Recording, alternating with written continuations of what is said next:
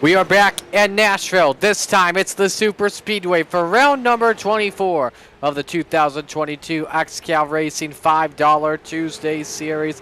It's the XCAL Racing Web Shop 400 from Lebanon, Tennessee. So glad you could join us here, folks, on the networks of How to Suck at iRacing alongside Doug Burns working the control buttons in the booth. I'm Marty Sakala. So, Doug, we're here in Nashville tonight, and it's kind of like a Super Speedway, but on steroids. You gotta use the brake, you gotta let your foot off the gas when you're entering the corner. This could be the toughest speedway race of the year. Yeah, this track also, in addition to what you just mentioned, extremely abrasive. Tire wear is going to be a huge issue. These guys can only get up to 40 laps on a tank of fuel, so they're going to have to try and make those tires last that length of time. These cars are big, heavy, the tires are not big, and it's going to make it interesting. We see in Cup, Truck, Xfinity, everything else that runs here, we see that slide move off turn 4. I don't think we'll see that early, but man, late in the run, expect to see some guys slide off turn 4 to the outside wall. Absolutely. First driver we'll talk with is our pole sitter, Zach Edwards, who's got a couple of speedway wins this season. Zach, it's your first pole of the season, so you're starting up in the front spot. How's that feel as you take the green flag tonight? Yeah, it feels great, Marty. Everybody wants to start up front, and we started near it quite a bit, but never been on the pole, so it's pretty cool. I don't think it necessarily matters as much here at a track like this, but it's still cool to get the pole. We're definitely happy about it. What's your main key for tonight? Just don't make mistakes. Keeping our car clean, keeping everything going in the right direction. I think this is going to be a pretty interesting race as far as strategy and the different pace. Like, you got a lot of guys that are usually pretty good, but like this week they're really good, and I think it's just going to be, you're racing different people, let me put it that way. So I don't know exactly how it's going to go, but we're going to try and keep this J&S alloy wheel repair hot rod up near the front. Best of luck tonight, Zach. Thank you, Marty. That's Zach Edwards, who starts from pole position. Let's get to the other Edwards. We'll get your points leader here, Austin Edwards, who's got some big news that came out earlier in the week. Doug's got him. Hey, Austin, I have to ask, man, did your sugar mama go buy you some cars, buddy? Well, yes, she did, Doug. It's been an eventful year, not only on the simulator but also in real life. So I've had to resort to throwing all my winnings towards the gas money in my little car. So couldn't really afford to run all of them anymore. Had a little sugar mama come by, buy 4 of my cars, so my guys can still keep running with me. So we're bound to have some fun tonight. So what do you guys have going on, and what is the future for EHP? The future's unknown, Doug. We don't know where this league is going. I don't know where I'm going. I might get sent off to college for all I know, but I know I'm ready to finish off this season strong.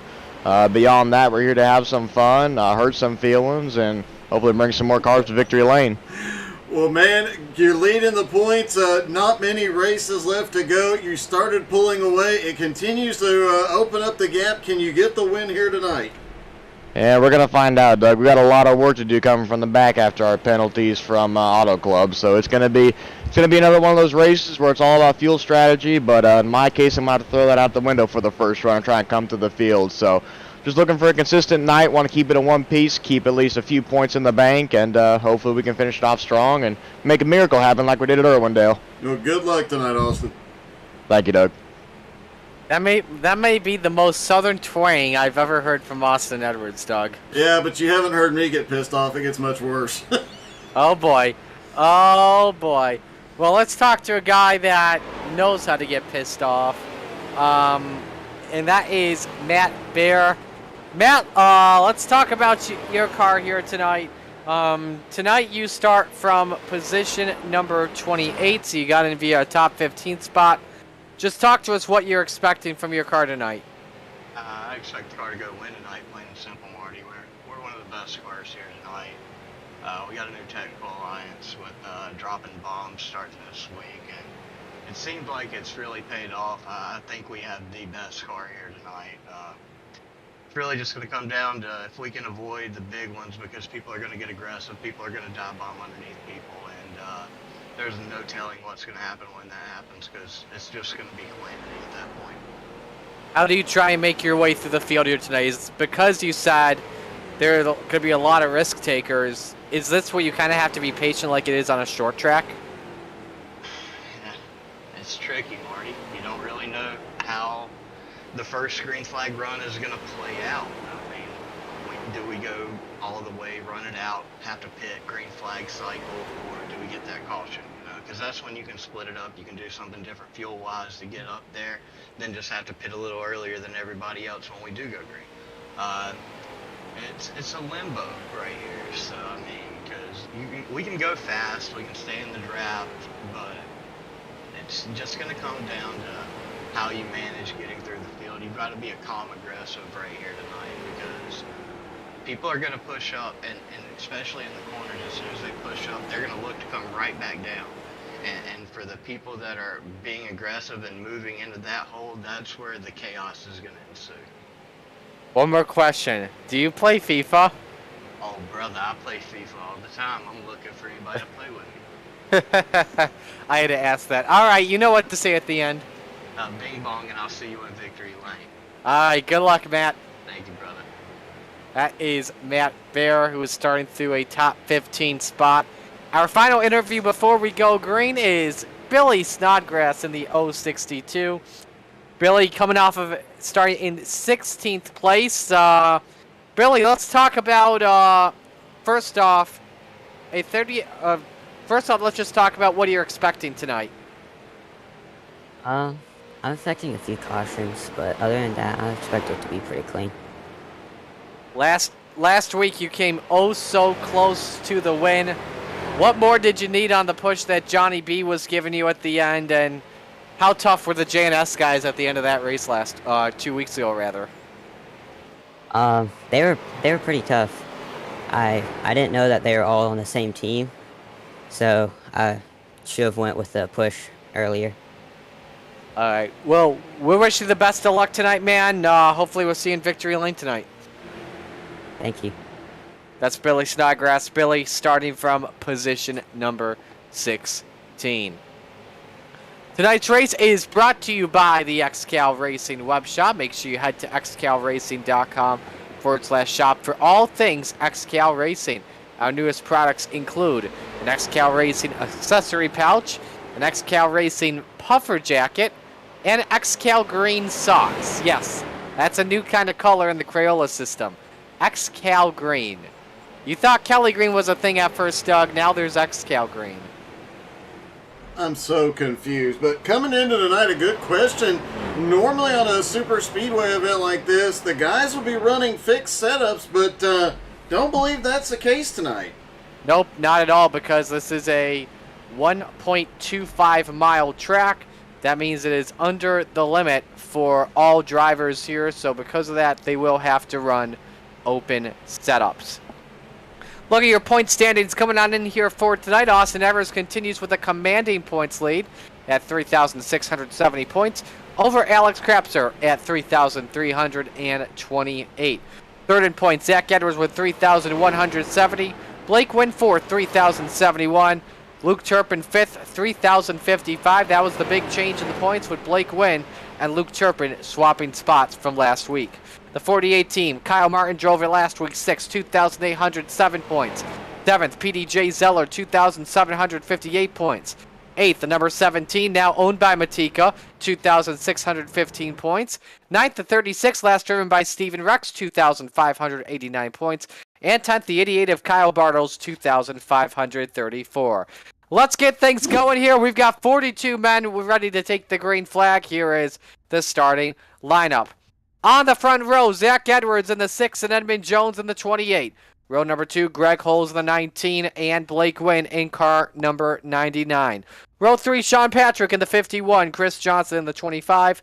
Row 4, Brent Meckes in the 66, Luke Turpin in the 454. Rounding out the top 10 tonight, Kyle Bartles in the 88 and Jeremy Gilliatt in the 22. Row number 6, good friends Rob Colgan in the 94 and Jeff Edgar in the 7. Row 7, Stephen Rex in the 36, Rodney German in the 60. Row 8, Brett Ebley in the 56, Billy Snodgrass in the 062. Row 9, Don Jordan in the 61 and John Schwartz in the 01. Nice qualifying runs from Ebley and Jordan out of the Black Sheep Racing camp. Row number 10, it's Tyler McRae in car number 45. Jonathan Bergeron, the 717. Expect him to make his way up to the field quickly. Row 11, James Johnson in the 48. Noah Carpenter in the 23. Row 12, Kevin Church in the 9. Stephen Wetton in the 15. Now your drivers view the top 15. Alex Krapser 25th. PDJ Zeller 26th. Alex Gratz 27th, Matt Beard 28th, Nicholas Teams 29th, Matt Pelletier 30th, Mason Foster 31st. Your provisionals for tonight: Ryan Seams 32nd, Jose Gaudino 33rd, Joe Campbell 34th, Albert Hewins 35th, Derek Colson 36th, Gerald Poole 37th, John Friley 38th, John Andrews 39th, Art Hendren 30th. The following 3 drivers are starting from the rear due to penalties with 1 of 2 strikes towards disqualification. Austin Edwards 41st, Adam Gilly at 42nd, and Robbie Keneally 43rd. However, though, it's only 42 drivers taking the green, so we had 1 driver not show up.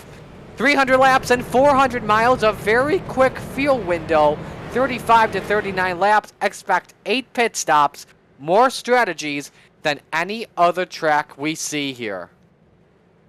So we're set to take the green flag as they come off turn 4. Where else would you rather be than right here, right now? Zach Edwards and Edmund Jones bring us to green. Showtime in the Music City. And Edmund Jones, best start of the season up on the front row. Going to try and hang on up front. Now that Matika's a car owner, you got to wonder how things are going to go tonight. And Matika, are you yelling in his ear, keeping him in line? Are you keeping Austin in line? There's the important questions. And J&S, after some domination 2 weeks ago, looking to repeat here tonight. Absolutely, that's for sure, as Edwards gets away with the lead. Jones second, Wynn shuts the door on Greg Holes, take away 3rd spot, while Chris Johnson tries to come down in front of Turpin for 5th position. Off of turn number 4, lap 1 in the books, led by Zach Edwards, and that's something we should expect tonight. Bunch of drivers going on the apron as runoff to try and gain some momentum. There is no out of bounds here in Nashville. And look at Blake Wynn on the charge, meanwhile, while at it. He wants the lead early off of turn 2 on Zach Edwards, Doug. Blake Wynn making the move down to the inside. He's got the momentum down the back straightaway. And you mentioned going down to that apron. Yeah, that can build some speed, but there's 2 caveats to that. Coming back up on the track, it gets bumpy. It can send the car around. The other part is if you consistently down on the apron, it does increase tire wear. We see that at numerous tracks that this is possible.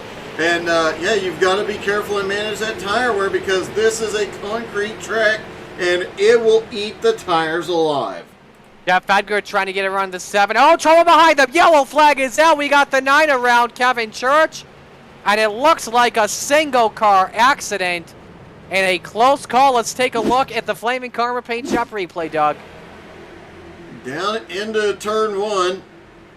And looking to see the 9s up high. There was somebody, they were 3 wide with the 17 in the wall. And the 9 checking up. I think he might have gotten a love tap from behind. Let's see if we can find another angle on this. Because it got a little dicey off into 1. You see several cars up in the wall in the middle of 1 and 2. Yeah, it was Abley that got into the 36 of Stephen Rex, which got him sideways. Nice save, but it was all thanks to the door slam he got from John Schwartz. So he was involved in that one. And you mentioned Jonathan Bergeron, who was one of the favorites to win here, involved early. Looks like some damage as well from the 131 of Ryan Seams.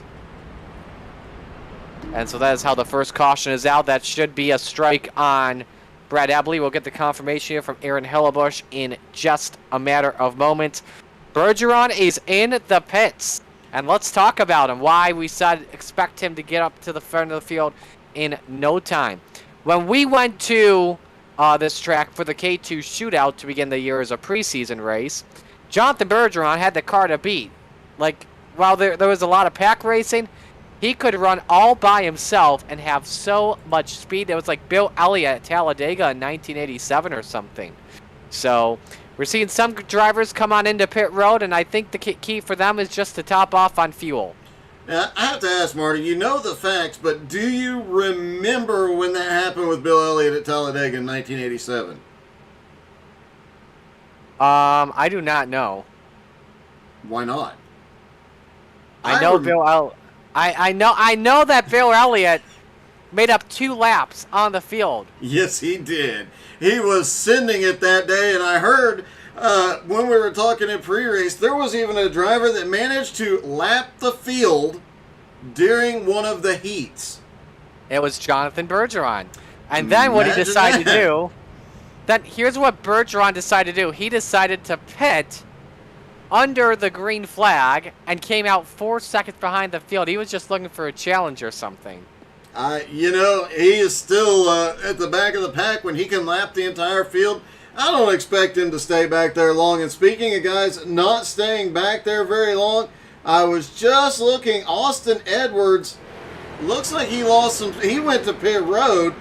He was up 10 spots prior to the pit stops. Now in 34th, Ryan Seams up to 35th, and I know we've got a bunch of Seams fans out there. Nick Seams also up 8 spots into 20th.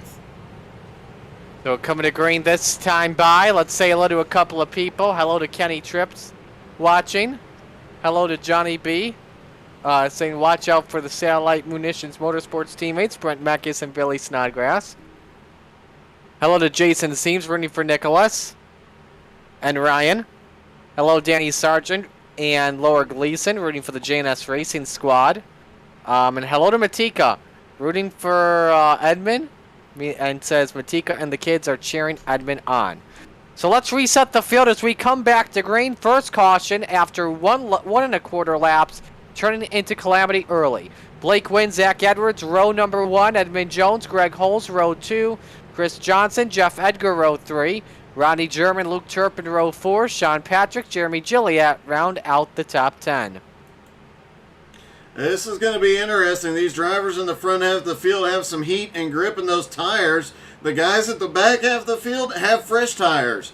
Will that make any kind of difference as Blake Wynn fires? They come to the green. Into the restart zone, he holds serve on Zach Edwards. As Edwards comes down, that's going to be close to see if he changed lanes prior to taking the green flag. He looked good on my end just as he was about to make the lane change. Battle for 5th, Luke Turpin and Jeff Edgar. I'd watch out for the twisted and a warning on Zach Edwards as he almost changed lanes. If he does it one more time, it will be a black flag. But how about Jeff Edgar up in 6th position? This is going to be one of your dark horses tonight. And the reason why I say that is because Jeff is really good when it comes to these Speedway open setups. His team's so good at Rockingham. He was very good at Iowa a couple of weeks ago. Expect him to be a contender tonight. Yeah, it'll be fun to watch and see how Jeff does. He was in the battle. He's been in the battle at a lot of these high-speed tracks. Does a great job, so we'll be keeping a close eye on him. Another one, the points leader, now up into 31st after starting back in 40th. He's making his way up, and the inaugural race of the season winner, Joe Campbell, starting to make his way forward, up 4 spots, battling with Sean Andrews, who's now up 10 spots. Biggest mover, Robbie Keneally, up 17 spots. He's currently in 25th position. Ebley and Bergeron in the pits, so not the start that the Black Sheep Racing drivers wanted. Greg Holes, quickest car on track last time by, 34.92, as he's closed in on Edmund Jones and Zach Edwards. It's a 3-car battle for second, while Blake Wynn starts to open the gap to 0.7 of a second. Yeah, it's definitely becoming quite a race up front. Guys using every bit of the track they can possibly find here, just trying to make something happen, make some moves here as Edmund Jones goes back to second. Moves Zach back into third. Edmund having a great run here tonight. As Edmund almost washed up the racetrack, as though he stays behind. There you see Ebley making his way back out onto the racetrack after getting black flag. Now he cannot race the drivers because he is many laps down. You do not want to be down in a hole deep this early. No, but I guess if you're going to be in a hole, now's the time. He'll get some opportunities to make up ground, whether it be on strategy or cautions getting waved around. Right now, he's got the best position for being a guy not on the lead lap. He'll be able to get next caution. He'll get one of those laps back. So he's got himself in a good way for the moment. Obviously not where he wants to be, but he's still got a shot at it. Rodney German closing in on Greg Holes, and he looks around the outside. Oh! Hang on, Greg!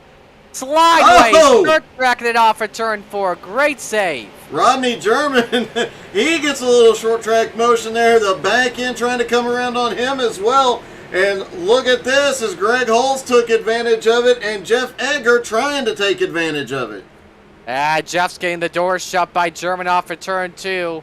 But knowing Edgar, that's a patient driver for sure. If you get blocked, he will definitely wait to make your move and will try and set it up in a matter of moments. Greg Holes, meanwhile, getting past for third on Zach Edwards. And look back around 21st, starting with Nicholas Seams, who's now up in 21st, Matt Baer 22nd, Colson in 23rd, Jim Johnson 24th. It is just a mess here as guys are swapping spots every straightaway, every turn, trying to get some sort of advantage. The Mad Bear in that pack as well. 2 by 2 off of corner number 2, looking like a traffic jam on the I-90. And they're 3 wide, nearly 4 wide in the corner. Oh, hang on, we got one sideways. I think that was Austin. No, that was the 48 of Jimmy Johnson who saves it. But from my perspective, they were 3, nearly 4 wide in the corner. And speaking of Austin, he manages to cut his way through there rather well. Now up into 28th place. Derek Colson up 10 spots, and as you mentioned, Keneally now up 16 spots. These guys are fighting for every bit of it. You know, if they would just work together for a few laps, they could really make a run because they're carrying a ton of speed. Blake Wynn, though, he is starting to open a gap on Edmond. Absolutely. Oh, Colson nearly puts the bumper on Jimmy Johnson. And also washed up at the same time, nearly getting into, I think that was Robbie Keneally in the black and blue 3 car. It was. We're only on lap number 15, and the drivers are racing like it's the final lap here, Doug. Yeah, that nobody. Oh, and the 04 just started blinking. That is Sean Andrews. A couple of blinks through 1 and 2. Hopefully that squares away. They're 3 wide again down the back straightaway as guys are taking every opportunity. I don't know if this is going to work with Keneally in that deep of a hole. Dale Jr. once said, you got to run, you take it. But I'm thinking if he was in this mess, I don't know that he would be taking all the runs these guys are taking. Same. In street stocks, it's easier to go 2 and 3 wide here in Nashville. In any other series like Cup, Xfinity, or Trucks, absolutely impossible. Well, it's not impossible, but you don't want to be the guy on the outside when it happens. Absolutely, because it could lead into a wreck or two. It could. I have been the guy on the bottom, the middle, and the top coming off turn 4, and man, the eyesight is not where you want to be because usually if the guy on the bottom washes up, he gets the guy in the middle, and the guy in the middle can straighten himself out on the guy in the top, but the guy in the top always on the losing end. And here, oh! The 04 blinks again. He was gone for a second. We also have as well a battle for the race lead breaking out. Blake Wynn, Edmund Jones, and the 28 has cut the lead down to 3.5 tenths of a second last time by. Edmund was faster by about 0.05 of a second. We'll check here the lap times at the start-finish line. Blake goes 35.22, as for Edmund, 35.33. Yeah, Edmund still, though, almost into the draft here. He might be getting a little bit of help. He'll close this gap pretty quickly, but it's one thing to get up there. He's still got to figure out how to get around. Absolutely. How about the start for Ronnie German, by the way, in car number 60 tonight? Up 9 positions from the drop of the green flag. Definitely an impressive run by him. And definitely as well a run that Don Jordan definitely approves of, because that 60 does not get a lot of airtime, and it's outside the top 20 in points.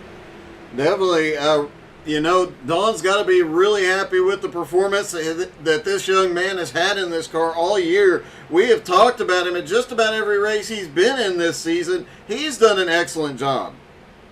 Trying to look down low on Zach Edwards and nearly got into him. He had to get off the gas and wash up the track.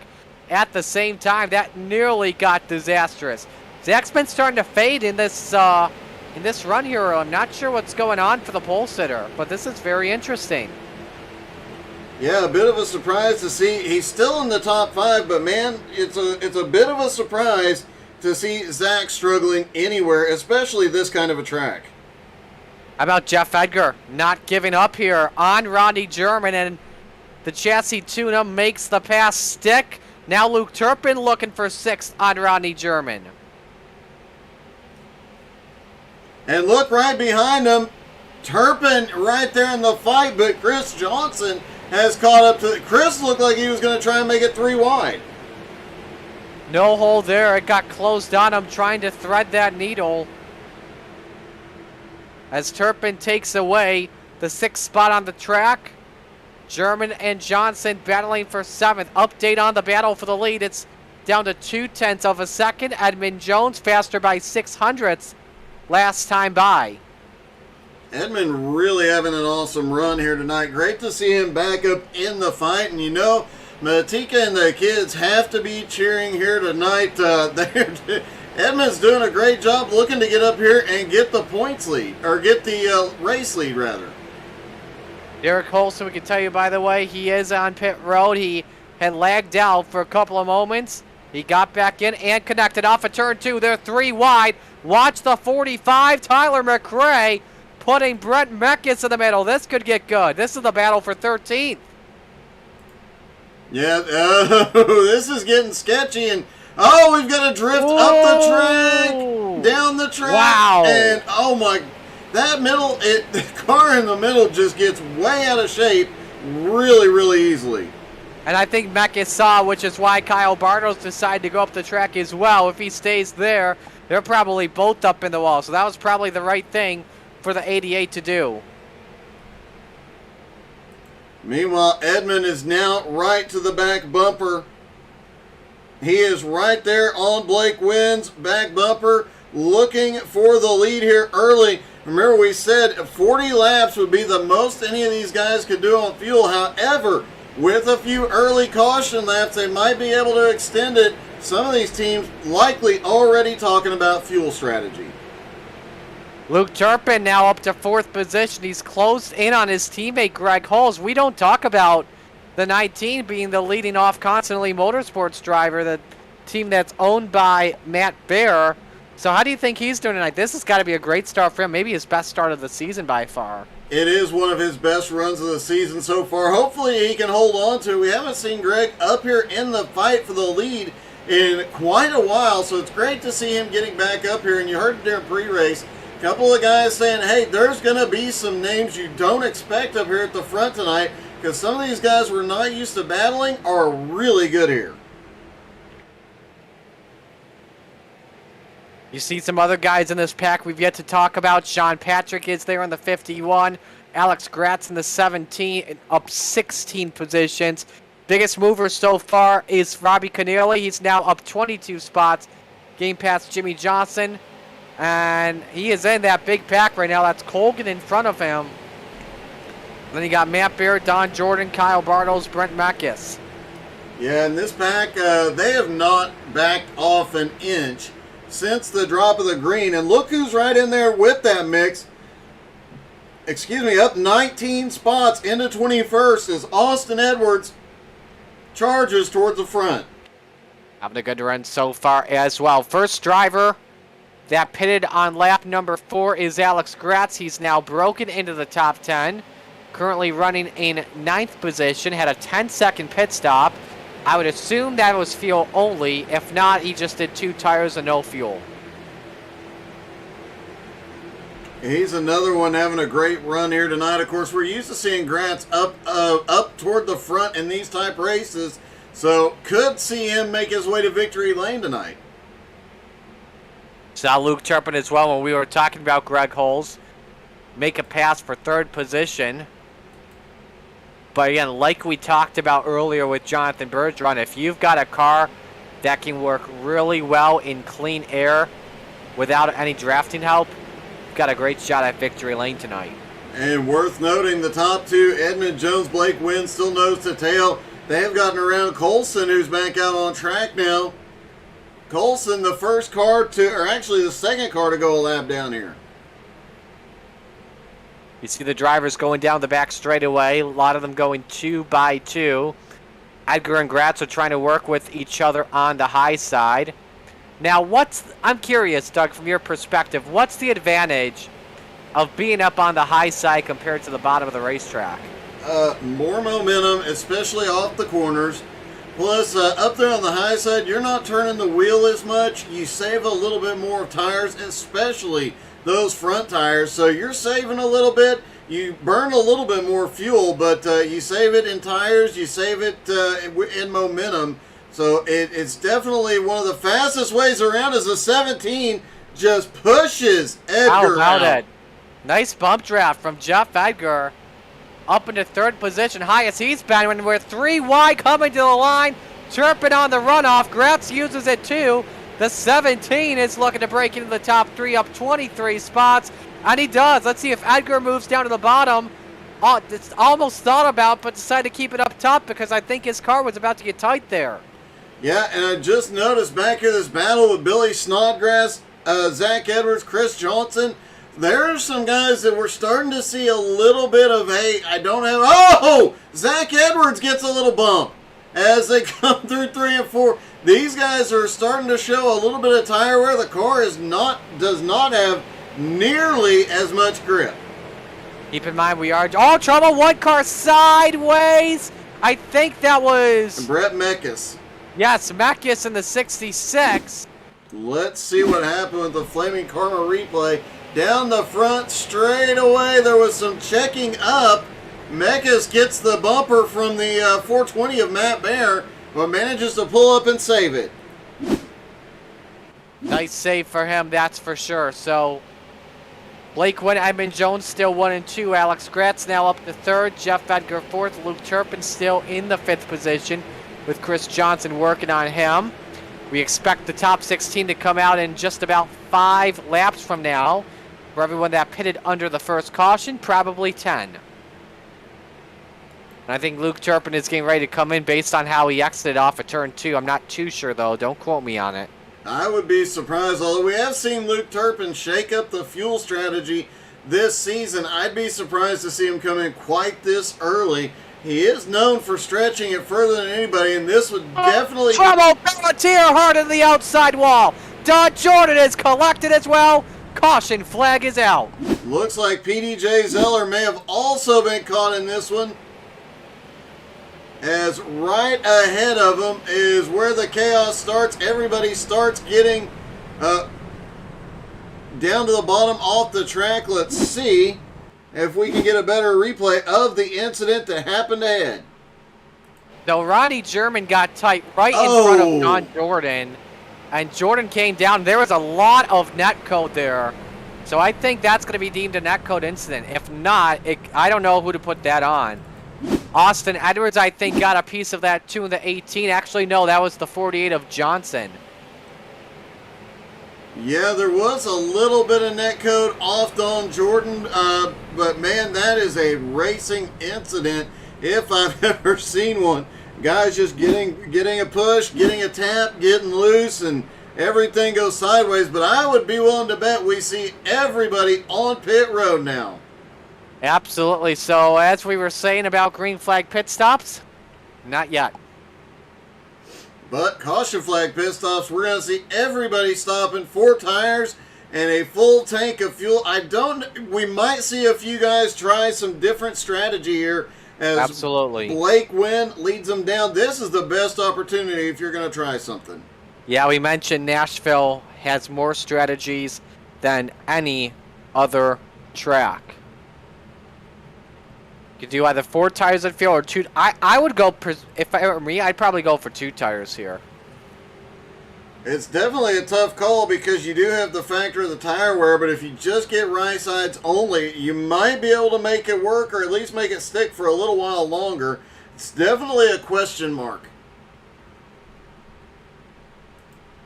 Everybody lined up. Edmund Jones in the second pit stall, giving him the advantage. He's getting 4 tires.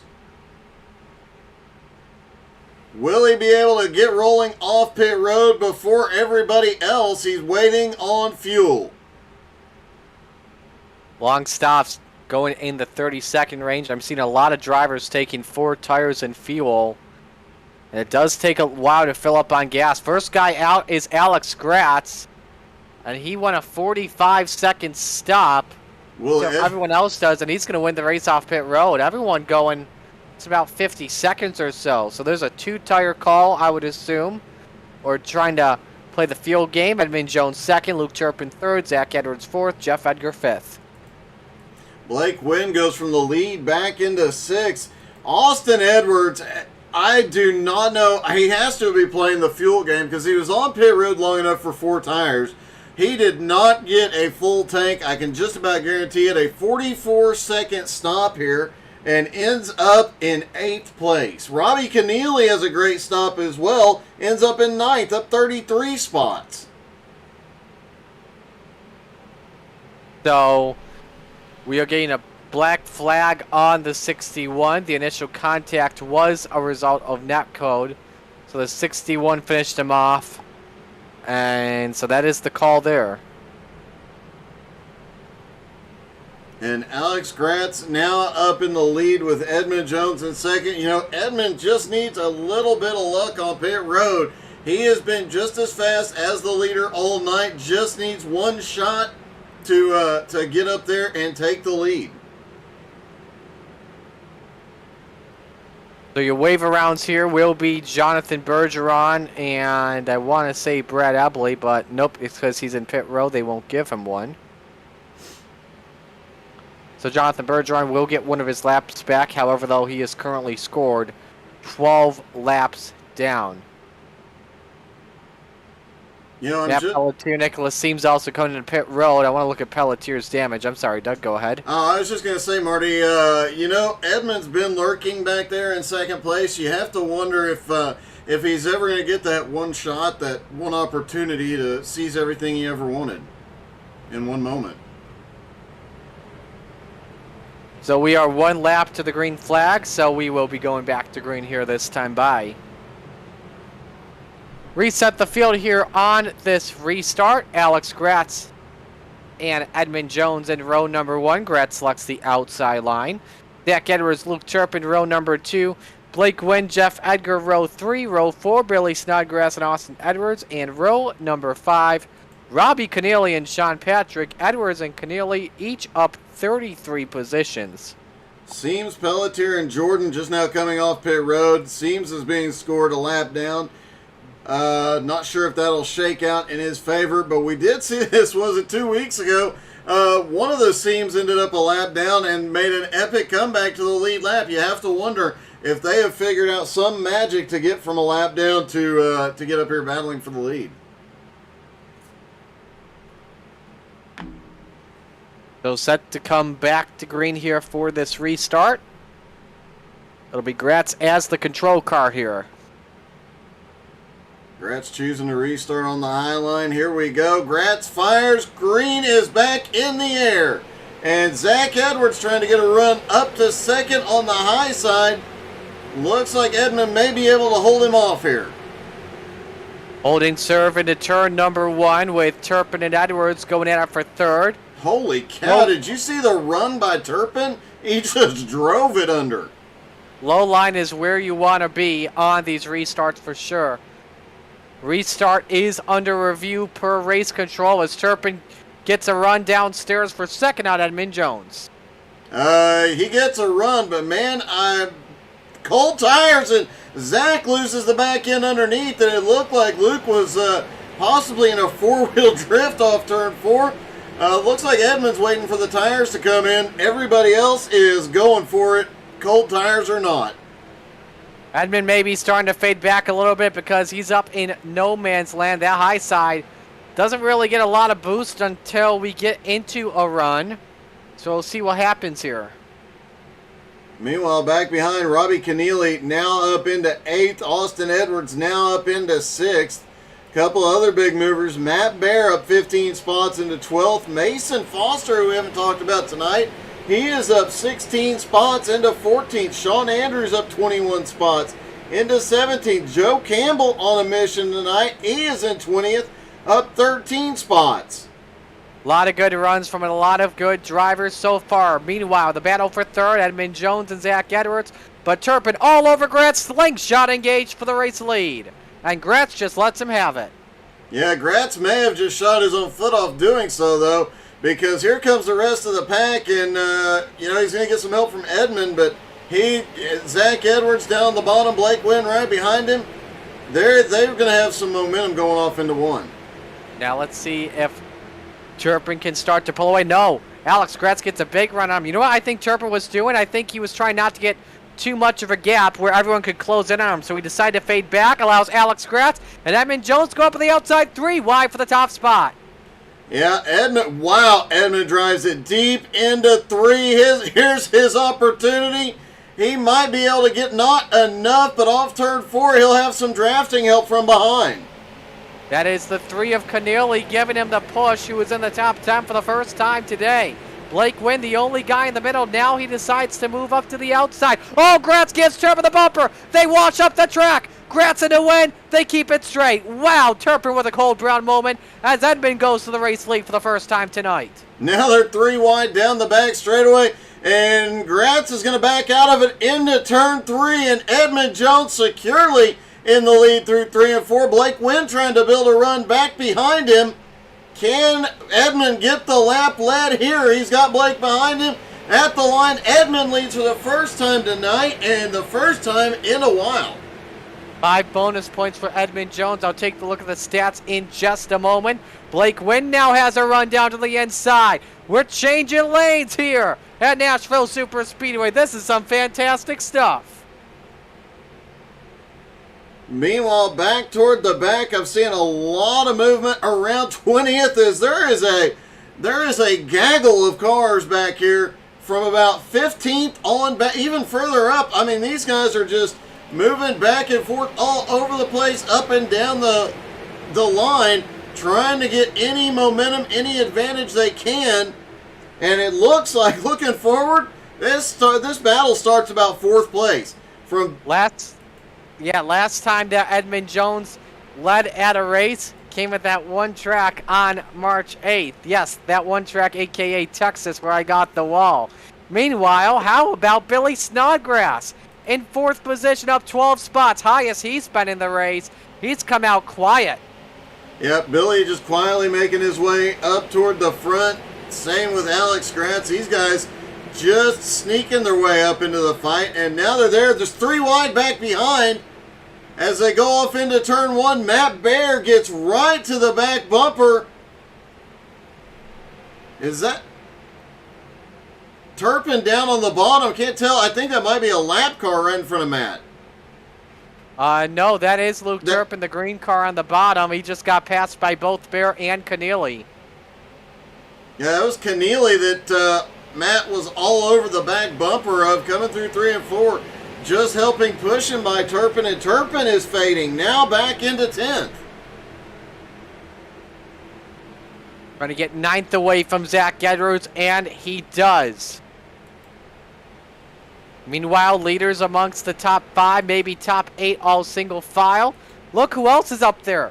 John Schwartz of the 01, who was involved in the first caution after keeping the 36 straight of Steven Rex.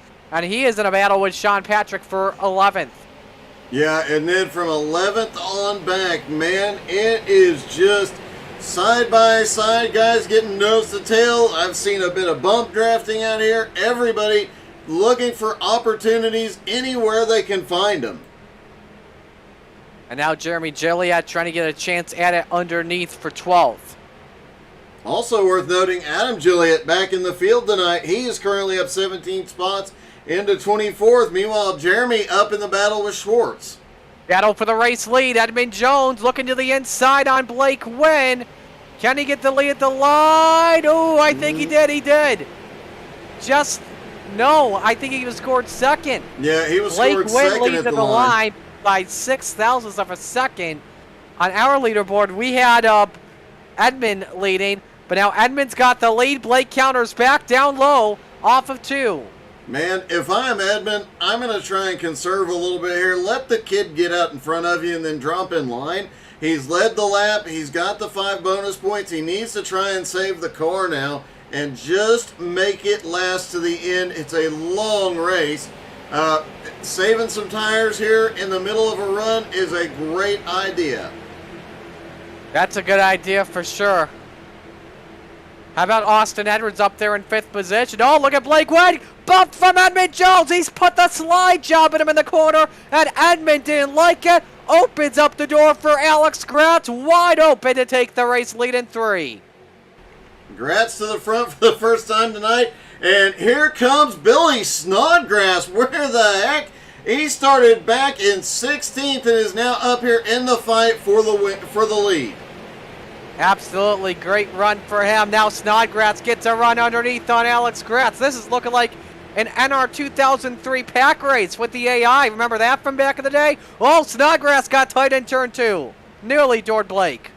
Yeah, I remember back to NASCAR racing too. You're still a pup. Alex Grant's out front, and you know, his boss is not that many spots behind him.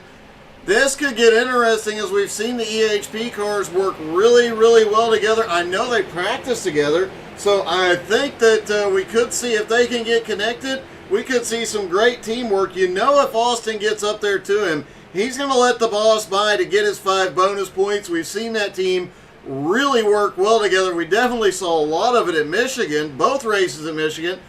These guys worked, Auto Club last. Holy cow! Alex Gratz goes up the track. Win to the lead. What a pass from Blake Wynn to go to the point. Austin Edwards and Billy Snodgrass battling for second spot. I wish we could keep you on the action, but we got to step aside and take our first break of the evening.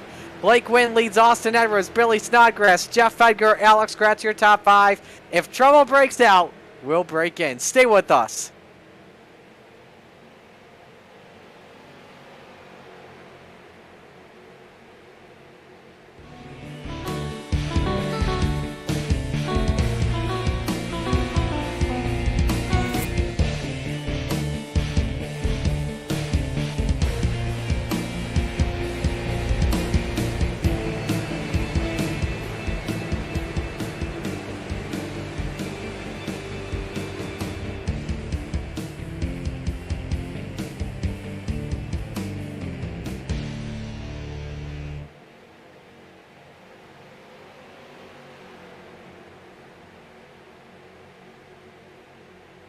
Are you ready to chase the moonlight? Community-based and talent-driven, Moonlight Speed Concepts has what you need to take your iRacing experience to the next level. Founded by passionate owners that care about the community and housing some of the top setup builders and drivers on the platform, Moonlight Speed Concepts offers custom paints, driver coaching, and setups for dirt, asphalt short track racing, and eNASCAR competition. Partnered with top brands in both real world and simulation. Follow us on Facebook or visit moonlightspeed.com and find out why these businesses chase the moonlight and why you should too. Moonlight Speed Concept, where all we chase is moonlight.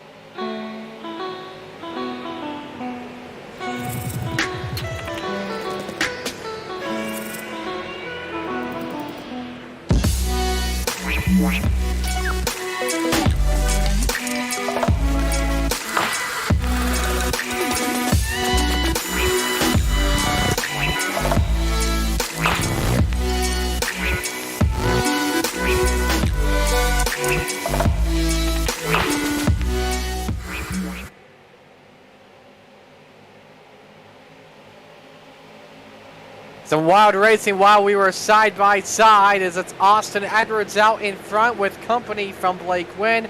Alex Gratz third, Matt Bear fourth, Edmund Jones in fifth, and how about Matt Bear into the top five for the first time tonight? Yeah, Matt said we'd see him in victory lane. He's definitely making his way forward here tonight. And it looked like Edmund may have taken my advice, backed off, and conserving the car at least for the moment. But look at Robbie Keneally up 36 spots into 6th place, and Jeff Edgar in this battle as well. These two are having quite the battle and just letting everybody behind them sit and watch the show. Absolutely a great race so far here. Billy Snodgrass behind them both, watching peacefully in this.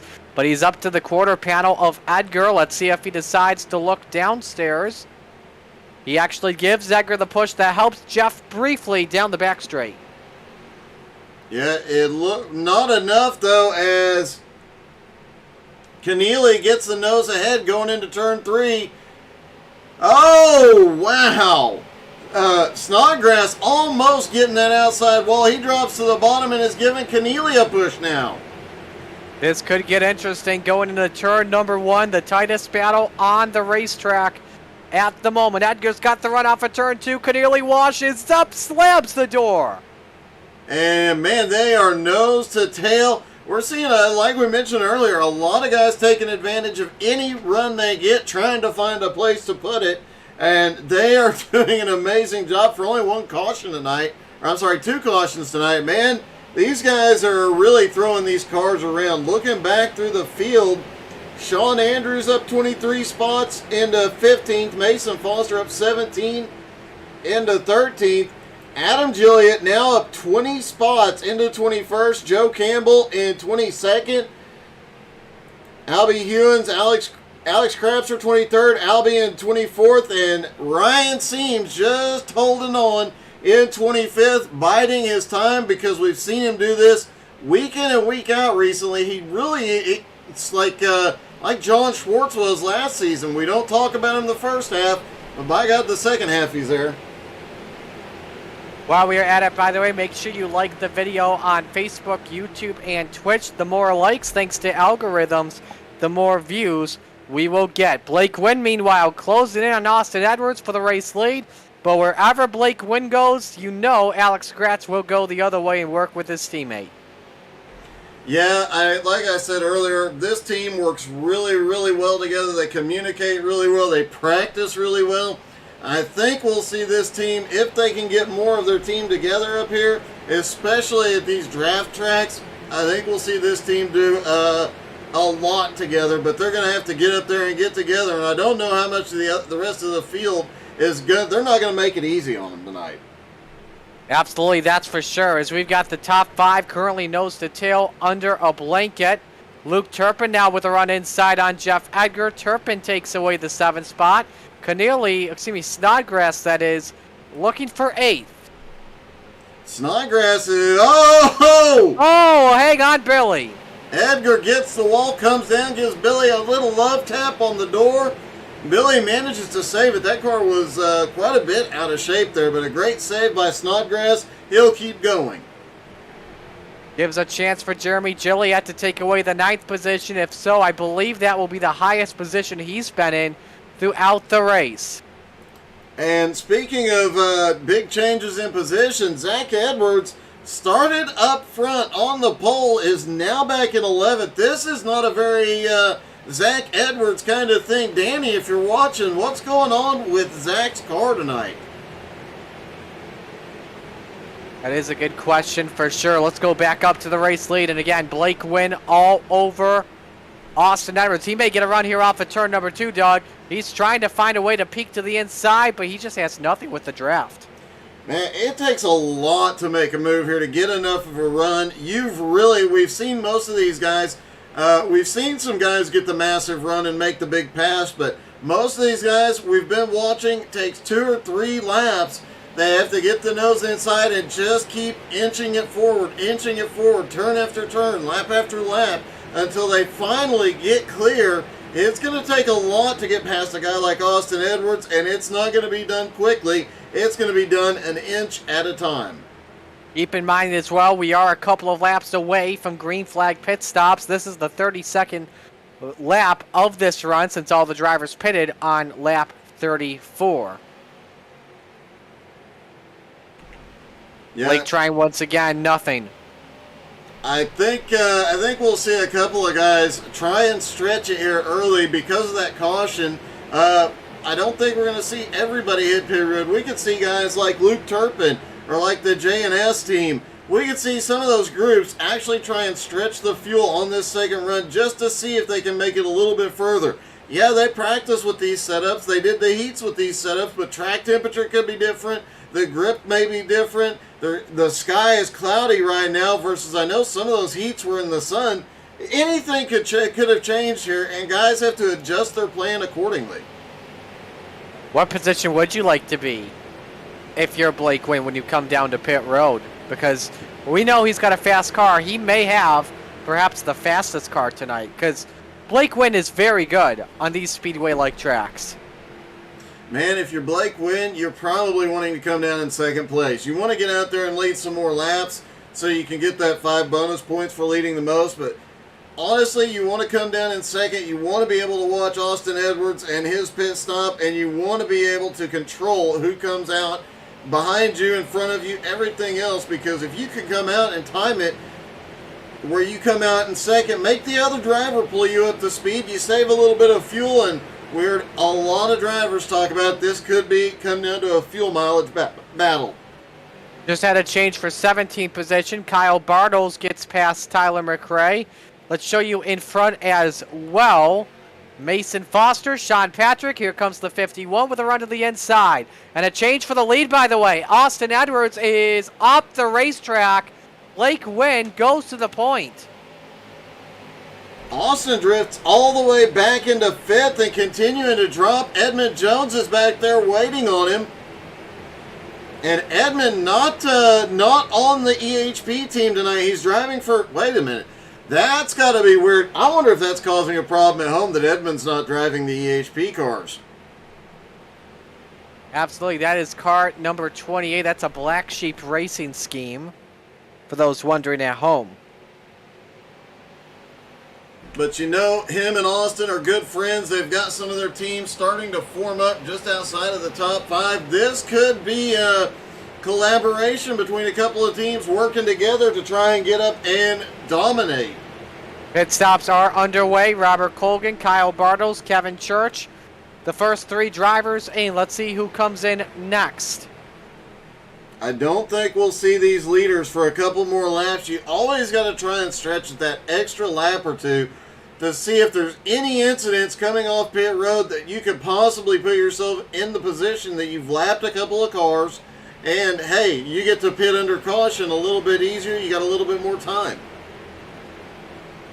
You saw as well Turpin try and make a run underneath on Austin Edwards for 5th position. That didn't work out. Nobody coming into pit that time. Actually, correction, Derek Colson made his way into pit road. Art Hendren just entering the pits. We got some drivers ducking down to the bottom of the racetrack. Don Jordan on his way in now. Oh, hang on, Alex Gratz up the racetrack he goes. Coming into pit. Blake Wynn comes into pit. Oh! A very tricky apron to come into pit road. And Doug just showed you why, pretty much. That got dangerous for a second there. Let's see if we can see. Austin Edwards was in the middle of this, so let's hit the Flaming Karma replay and back this up just a little bit, and we'll show you. These guys did, you know, they're communicating, hey, I'm coming to pit road, but watch this. When they said they were coming, man, they were coming, and Austin just slides it in there. So because of that, that gives Matt Bear the race lead. Another driver coming on in, that's Billy Snodgrass, who almost lost it on the exit of turn number 4. Same with the 48 of Jimmy Johnson. Everyone going for 4 tires in full fuel here. Yeah, and I'm these guys staying out might be the smartest ones. They've seen what's happening going to pit road here tonight, and you know, the likelihood of a caution is going up very, very quickly with green flag stops. So Matt Bear, Luke Turpin, the only 2 working together. It's Jeff Edgar now bringing. Oh, we got one off the track. It's Matt Bear. Sent it in way too much, but I think he made pit in. He did. He did make it inside the commitment cone. Let's see how it happened. He's already loose, and he just missed pit road entry completely. He may get penalized for unsafe pit entry on that one. We'll have to wait and see if he gets that time penalty. Remember, it's inside the cone. That is a safe pit entry, so I think he's good. Only waiting on one more driver to come in. That is Zach Edwards, and now Zach makes his first stop. Look at that send. Man, all these drivers at the top, they are drifting onto pit road. You know, that's Austin Edwards' specialty, so he is loving pit road entry, I bet, tonight. Absolutely. Robbie Keneally still out there. He's completed his stop. Alex Gratz, Blake Wynn, Austin. I think this may cycle around to Keneally with the lead. So Robbie Keneally, the first guy out on track that has already pitted, but we got a bunch of them coming on out now. First guy that is out, I thought for a moment it was Greg Holtz. Now it's Luke Turpin. Keneally shooting up here. He's just going to need to get past Luke Turpin. Here he comes. Keneally got it.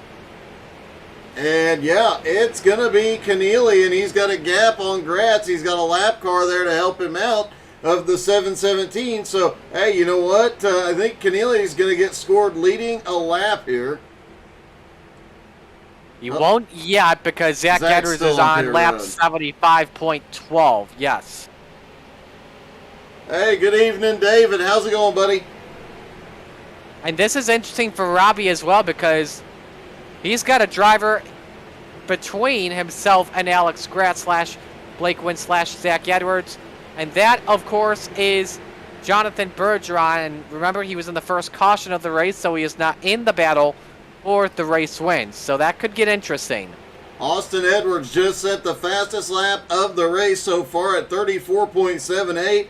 Blake Wynn ran his fastest lap at 34.80. These guys, I think the track temperature is coming down a bit. These guys are getting more grip, the engine's breathing, and they are going faster. Great lap time for Austin there. So we've got the top 4 drivers working together. Then the second line is Zach Edwards and Kyle Bartels. Then it's Jeremy Gilliatt all the way back to Jeff Edgar. And probably the biggest line we have for right now, just taking a look. Edmund Jones is all by himself. Then it's Sean Patrick to Sean Andrews. So that's about maybe 7 cars. And it's Rodney German all the way through to Jose Gaudino. So that's actually the Peloton pack at the moment when it comes to the drivers on the lead lap. Austin Edwards again, the quickest car on track, this time 34.74. Yeah, Austin's definitely cranked it up. You heard him talking pre-race that he had to really push it on that first one, and then he was just going to try and maintain his points lead. Holy cow! Wow, oh, Don Jordan a little squirrely. Everybody's squirrely, let's be honest. Off of turn 4 that time in that group, everybody was squirrely. And these cars are driving terrible, but a battle for the lead. Keneally gives Alex Gratz the room. 17 goes out to the front.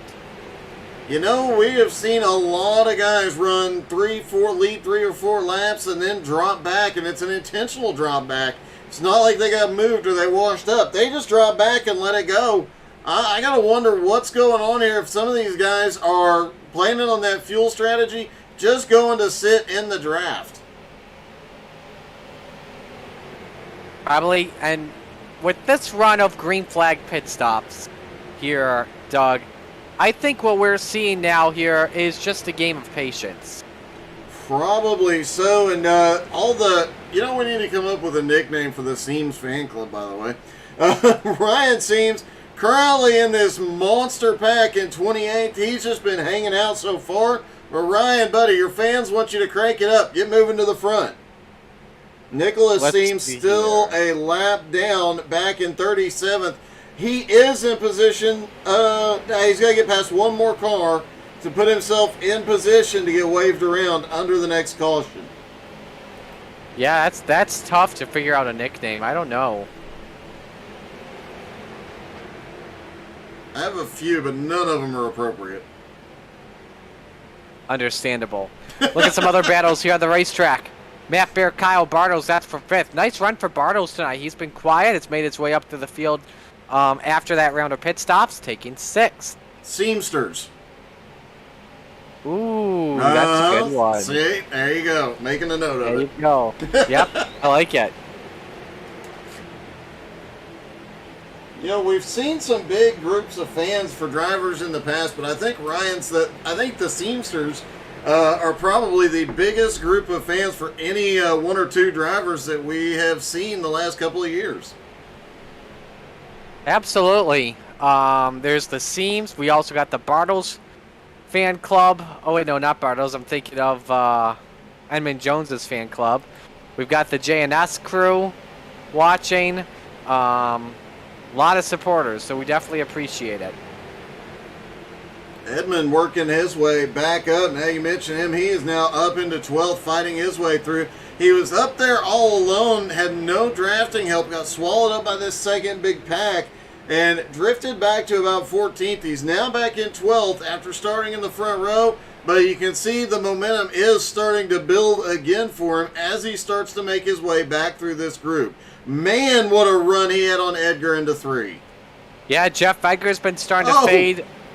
Yeah, look at that. He got a big run. In fact, the last pit stop for Jeff Edgar was one of the slower on pit road as a whole, 129.38.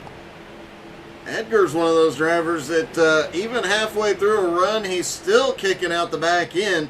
That car is really loose, and we're going to see a lot of guys change. As he's bump drafting Edmund down the back straightaway, we're going to see a lot of cars change as the track temperature changes, as the sun goes down. Things are going to change. Cars handle differently, and they're going to have to make adjustments on pit road to make these cars stick. Let's go to the bottom half of the field. We told you about that Peloton pack.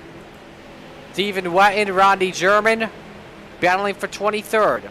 Oh, we got one up in the wall. I don't know who it is. I want to say it was Brent Meckes. Nope, it wasn't. I don't know who. Meckes has had a rough night regardless. A bit heartbreaking getting caught up early. Rodney German was up towards the front earlier on. Now they're going to go 3 wide in the back. They are racing all around this track, and wow. German trying to pinch him down on the bottom, have as much momentum. He slides it off 4. Oh, almost puts the 60 into the wall. If I'm Albie, Ryan, Joe, everyone behind, beware and back off. I see somebody backing off. That's Steven Rex. Yeah, you got to be really careful when this kind of thing is going on. And it does not look like German is giving up because he slides back, but now he's starting to build that run again. He actually peeked out like he was going to go make a move on the high side again. And I wouldn't be surprised to see that happen. Meanwhile, Adam Gilliant is trying to hold off Steven Wetton up on the high side. And I think we missed a change for the race lead. Austin Edwards is back out in front. You know, Austin has done this all season long. We saw last season the record-setting wins, but this season we've seen not only the wins, but every race he gets up there, he gets all the bonus points he can. Sometimes he has the pole. He always leads a lap no matter what. He often leads the most laps, and several times has had the fastest lap. He has chipped away at this title simply by capitalizing on every opportunity. Absolutely.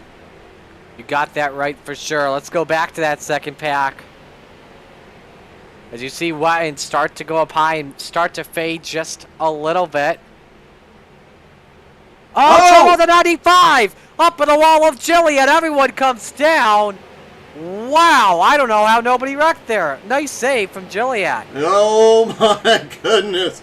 Jillian deserves some sort of award because that car was practically pointed at the wall. And he slips by, and do you see who snuck by in the midst of that mess? Albie. No, Albie too, but Ryan Seams snuck by several of the cars.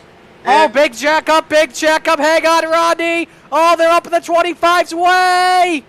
Oh, they're going to Wow. Oh, my God. That was insane. What in the world happened to Chris Johnson? He's got a tire down. Oh, that's going to... Oh, my goodness. There's a slow car in the middle of 3 and 4, and I think the 95 tapped him. Oh, yeah, by the way, in the process, Albie hit 20th and Ryan Seams hit 21st just by staying out of trouble. By the way, for those wondering what happened, a bad block from Tyler McRae put the 25 hard up in the wall. Also involved was Sean Andrews, John Schwartz. Everyone kept the cars straight, luckily, so there was no need to throw a yellow flag. Wow, that got, wow. That was McRae, I think, the slower car you were mentioning earlier. Yeah, I think you were right. Tyler McRae now on pit road. I do believe he had some sort of damage to that car. I know the left side had problems. There you see he's getting left side tires on, already changed the rights, but man, that the guys behind him did an amazing job saving the cars because that could have been a lot worse. Absolutely, you got that right. Let's go to Billy Snodgrass and Luke Turpin for 7th. You know, while we're talking about that, watching Billy and Luke, we talked about it, you and I and Aaron talked about it during the pre-race.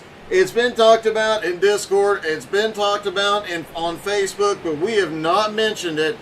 The potential for the big one here at Nashville. Turpin trying to get a run underneath. Let's see if he can get it. No, Snodgrass, better entry. Look at Mason Foster on the outside of Zach Edwards. I wonder what Danny's thinking about this. And look out because Edmund Jones now up there in the fight. He gets the nose under Mason. Wow, that's Mason's having a great run up on the high side. One of the guys that's really making that high side work, but all of a sudden he just shoves up the track. I think he got a little too much side draft out of that. And this kind of track where grip is important, despite being in the draft, you get the side draft at the right time, it can propel you forward. You get it at the wrong time, it can cause the car to push and go up the track. And I think that's what we just saw with Mason. Edmund gained by for 10th spot. Nice run for him there. Keeping you updated on the top 4. No change amongst there. Matt Bear is in 5th, leading the second pack. He's currently 4.4 seconds back on Robbie Keneally. Kyle Bartle's right there with him in 6th. And here comes Snodgrass, Turpin, Zach Edwards, Edmund Jones, and Mason Foster, that second big group. I think these guys look like they're starting to line up and form a cohesive unit for a minute here, see if they can make something happen. Want to go to another battle, 20th spot. Seams, Hewins, and Schwartz, and it's getting tight off at 4 there. Baggett doors checking up. And the 55 gets a little bump draft from Schwartz down the front straightaway, but Seams has the nose ahead. Schwartz drops down to the bottom. He just drove it down there. Just found the hole right in front of Wetton. Great move, and Schwartz, they take it 3 wide. That's classic JB Smooth. Oh, and if I'm Ryan Seams, I'm a bit worried right now. Oh, Schwartz is going to clear, barely. Ooh. Seams pulls ahead for the moment, not stuck in the middle anymore. Man, these guys are battling like it's the battle for the win on the last lap, and they're doing this every lap. We mentioned the big one. I mean, it is a distinct possibility here tonight. And we just had a change for the lead. Robbie Keneally going to the point. Austin Edwards now back to 2nd. Alex Gratz 3rd. Blake Wynn is 4th. I can tell you how he took the race lead away. Alex decided to go up on the high side. And then Blake decided to go up on the outside. So that's what got Robbie Keneally it seems like that nobody wants to lead this race here, Doug. You see that a lot at places like Daytona and Talladega. You get out there with a big car and you're up front, you're burning up extra fuel, punching that hole in the air, you're wearing your tires just a little bit more, and you don't have the same speed. These guys could crank it up in a heartbeat and go flying by them if they work together. Being up front is not the best place to be until that last couple laps.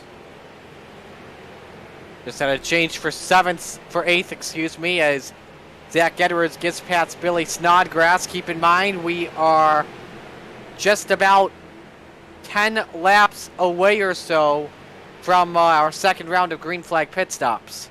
Yeah, things are going to get chaotic again. We saw guys drifting onto pit road, and I would expect nothing less once again here.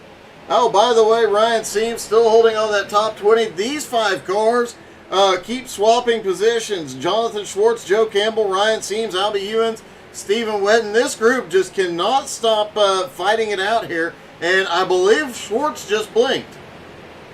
And this is also allowing the pack that's led by Matt Pelletier and Stephen Rex to start closing in as well. Art Hendren has crashed. Let's see what happened to him.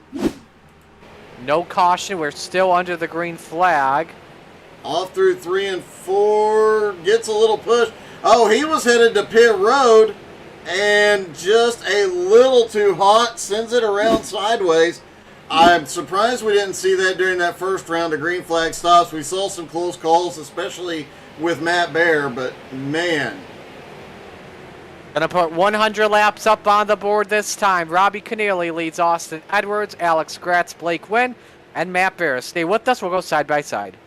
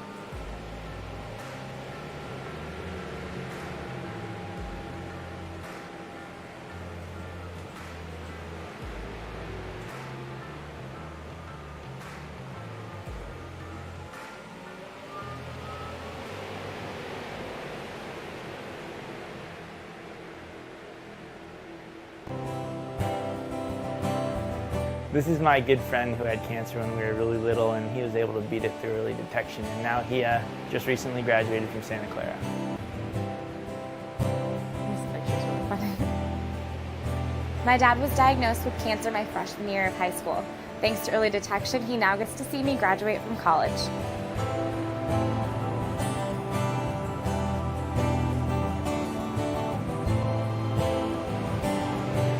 Eight years ago, my mom was diagnosed with cancer, but thanks to early detection, I'll get to spend this Christmas with her.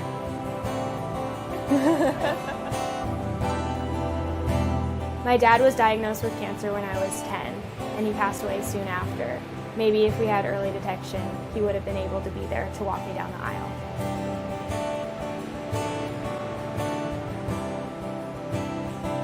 Early detection saves lives.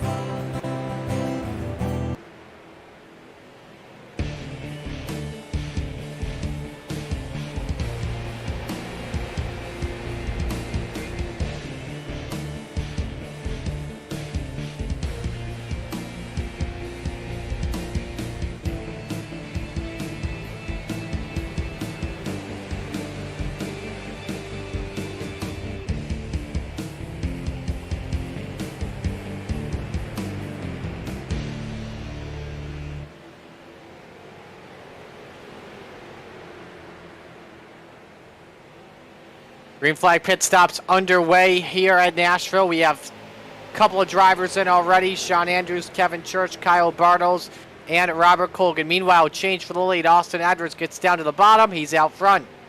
Yeah, it looked like Robbie Keneally probably in fuel-saving mode at this point, just trying to extend another lap or two. He just pulls up and lets Austin drive on by. Austin brings Blake with him. And Alex Gratz lets Keneally slide back into third place. I think out of this group, Gratz has probably been doing the best as far as fuel mileage is concerned here. It'll be interesting to see how the night goes. And Derek Colson is out of the race. He's parked the car. He's not feeling well. Derek, get to feeling better, buddy. Absolutely, man. That's for sure. Sorry to hear, buddy. I can tell you as well, Jonathan Bergeron's also out of the race, too. So, still waiting for the leaders to come on in as we wait. Let's see if we got any other side-by-side racing happening. And this time it's Schwartz and Campbell for 18th. This pack is still a rowdy pack. I don't think these guys are going to slow down. If they stay together in this fight, you got Seams all the way down on the bottom. Guys, Schwartz goes way up the track. He backs out of it. Now it's Joe Campbell up there with Ryan Seams and Greg Holes in the fight. Albie Hewen's in this as well. Albie having another great run. The second half of this season, Albie has really started improving a lot and picking up positions along the way. Oh, man, Stephen Wenlow loose off of turn 4. Not sure if he got a bumper off of Matt Pelletier, but we got a battle for second position. Blake Wynn goes back to 4th, and it's actually because the top 4 all coming in together. Oh, no! Alex Gratz! Wow! Holy what a save! crap! I thought he was going sideways and was going to have to miss it by an extra lap and end his night. Luke Turpin goes to the lead for the first time tonight in the midst of that chaos, with Zach Edwards in second, Mason Foster in third. Do we see Mason try and stretch it here and try and make it a couple extra laps so he can get 5 points? That is a good question. I'm not too sure, but Alex Gratz just made the save of the race that is keeping him in the race. We'll see how he merges in with the pack. He's probably going to merge in 4th after what we just witnessed there. Man, that was Austin was sideways. All 4 of them that hit pit road together were a little bit sideways, but Blake Wynn had it pretty under control. Keneally had it pretty under control. Austin, we know, likes to drift these cars, so he was a little out of shape, no biggie. But man, Alex had that thing way out of shape, headed for the grass, and somehow manages to yank that thing back straight before he gets to the commitment cone. Next driver to come in is Billy Snodgrass. Now the big risk he's taking is he's coming in all by himself. How big of a con is that here in Nashville? That I gotta question the wisdom of that move, unless he is planning on taking 2 tires and fuel, coming out with one of the groups already on pit road. That might put him in a bad position. He will not have any drafting help. His only hope is when he comes off pit road, somebody is there for him to connect with. That big pack that was racing wild like I talked about in pit road, and somehow nobody had any issues coming in. Mason Foster's in, Brent Meckes, Steven Rex also coming on in. Jeff Edgar just made his way into pit road. So your top 2 drivers that are together, was just waiting on them, in addition to Jeremy Gilliat, Alex Krapser, and Ryan Seams. And I think Turpin just signaled he's coming in this time. Ryan Seams out there. Oh, what the heck happened? Was he coming off pit road just now? Yeah, he was. That was the blue cone off of turn 2. Wow. Went to look. He was coming off pit road trying to get everything he could. Zach Edwards now has the race lead, and I believe this is the first time Zach has led tonight. Actually, he was out in front. Oh, that's right. For about a lap. Yep, he got ahead of Austin briefly. Yeah. Turpin almost went in way too hot coming into pit road while at it. pit road entries have under green flag conditions have just been nuts. And here comes Zach giving up the race lead. He manages to make it look easy. Meanwhile, Keneally out front of the drivers that have come out already. He's going to have a little drafting help from the 960 here in a second. He might be able to pull up back into the lead with Austin in second, Gratz in third. You got to give it to Gratz, man. That save and not losing anything more than that is impressive. And that would be a big lead. 1.5 seconds the advantage on Austin Edwards. That's pretty big right now at the moment. And they pitted on the same lap. Keneally just had a better entry and exit, I would have to assume, because his pit stop normally was 0.2 of a second faster. He didn't play any pit strategy, that's for sure. Yeah, so nothing pit strategy-wise. It was just better entry and exit. Ryan Seams is back on pit road and has a long... Look at the time. It looks like he had a little bit of a long stop there. May have had to serve a penalty. I'm not too sure, though. I'm wondering if we thought he came off pit road, if maybe he just got bumped down to the apron there coming out of 2, because him going back to pit road's a bit of a shock.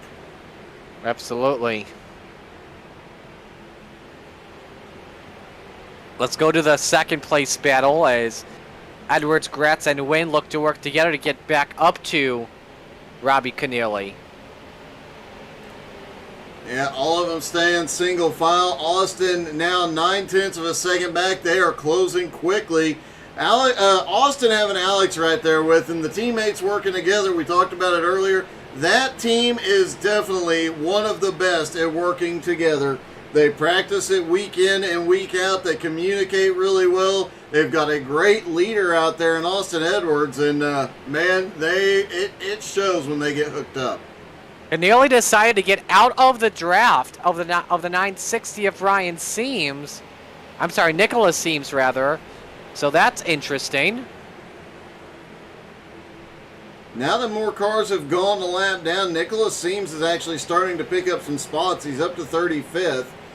Ryan Seams, after that pit stop, is now back in 33rd. But like I said earlier, man, he's been able to fight back. Both of the Seams boys have been able to fight back.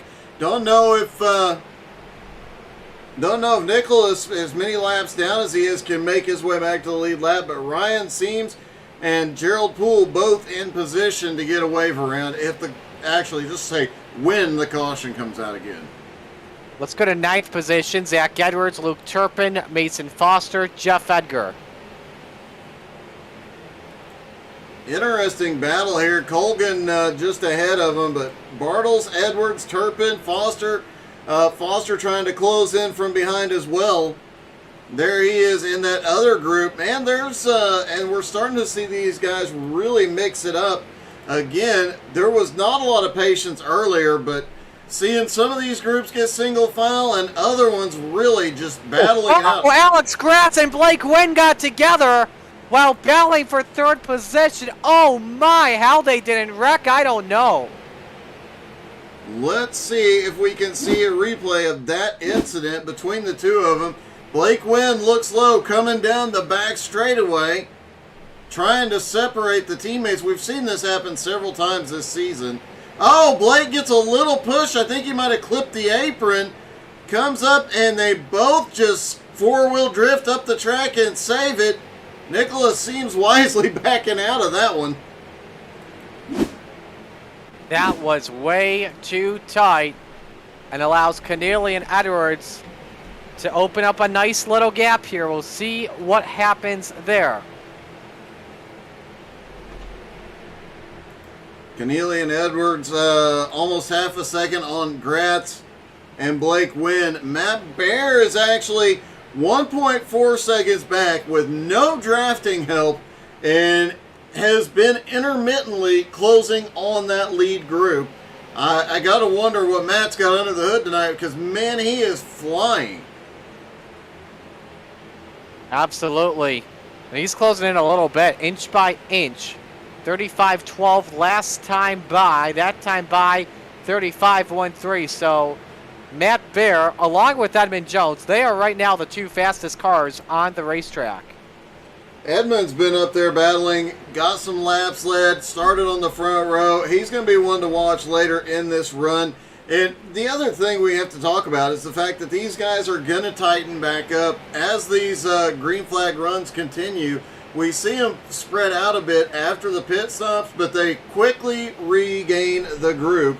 And as they get bigger groups, they carry more speed. Robert Colgan and this much bigger group is just over a second behind Edmund. They'll catch him in a moment, and then he'll pull up, and then they'll catch Matt Bear, and they'll continue marching their way to the leaders. And Gratz and Wynn back up there with the top two. See if any of them decides to make a move, and they do not.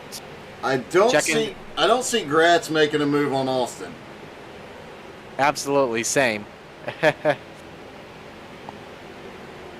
Not a lot of side-by-side racing I'm seeing here in our closest battles for position. I think everyone just trying to be patient at the moment. Well, we're almost to the halfway point. Everybody's settling into a rhythm here. They know they've got to make it a long way. 400 miles is a long way to go in these cars. They're getting tired, hot, sweaty, and they just need to catch their breath for a couple of laps here, and I think that's what you're seeing right now. Absolutely. Still focused on the leaders. They're catching up to lap traffic. I want to say that's Adam Gillian, the 95 it is. And as they catch up, why don't we hop in the XCAL blimp and watch this lead pack go around and look throughout the field. As man, look at this. You can tell by watching Austin Edwards and Alex Gratz, these cars are not planted anywhere on the track. They are going into the corner. They're always sliding. And it is, holy cow, Gratz, the 95 looked like he grabbed the wall a little bit, slowed down, and Gratz almost slid up into him. Absolutely. Can tell you, by the way, Matt Bear has closed the gap to Blake Wynn in front. It's 2 seconds. Edmund Jones also trying to come in. However, the top four are the closest to each other at the moment when it comes to lap time. Kyle Bartles and Robert Colgan, the teammates, running 7th and 8th. I like this strategy. They're working together. They're just playing it safe and sorry, just like the Edwards boys. But how about Colgan? We have yet to talk about him in this race. I believe this is the first time he's in the top 10.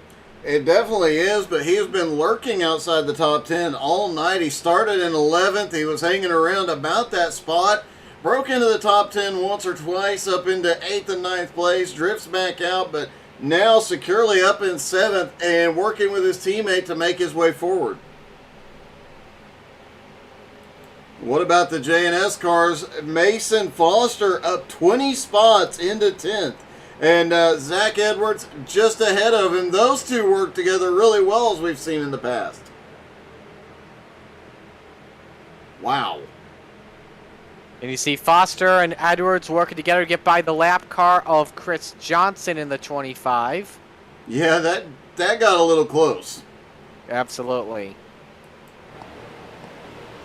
And you see as well Edwards start to fade up the racetrack, and Foster just shuts the door on Johnson. Johnson, I don't believe, is on the lead lap. Nope. So he is trying, that's another big surprise this season.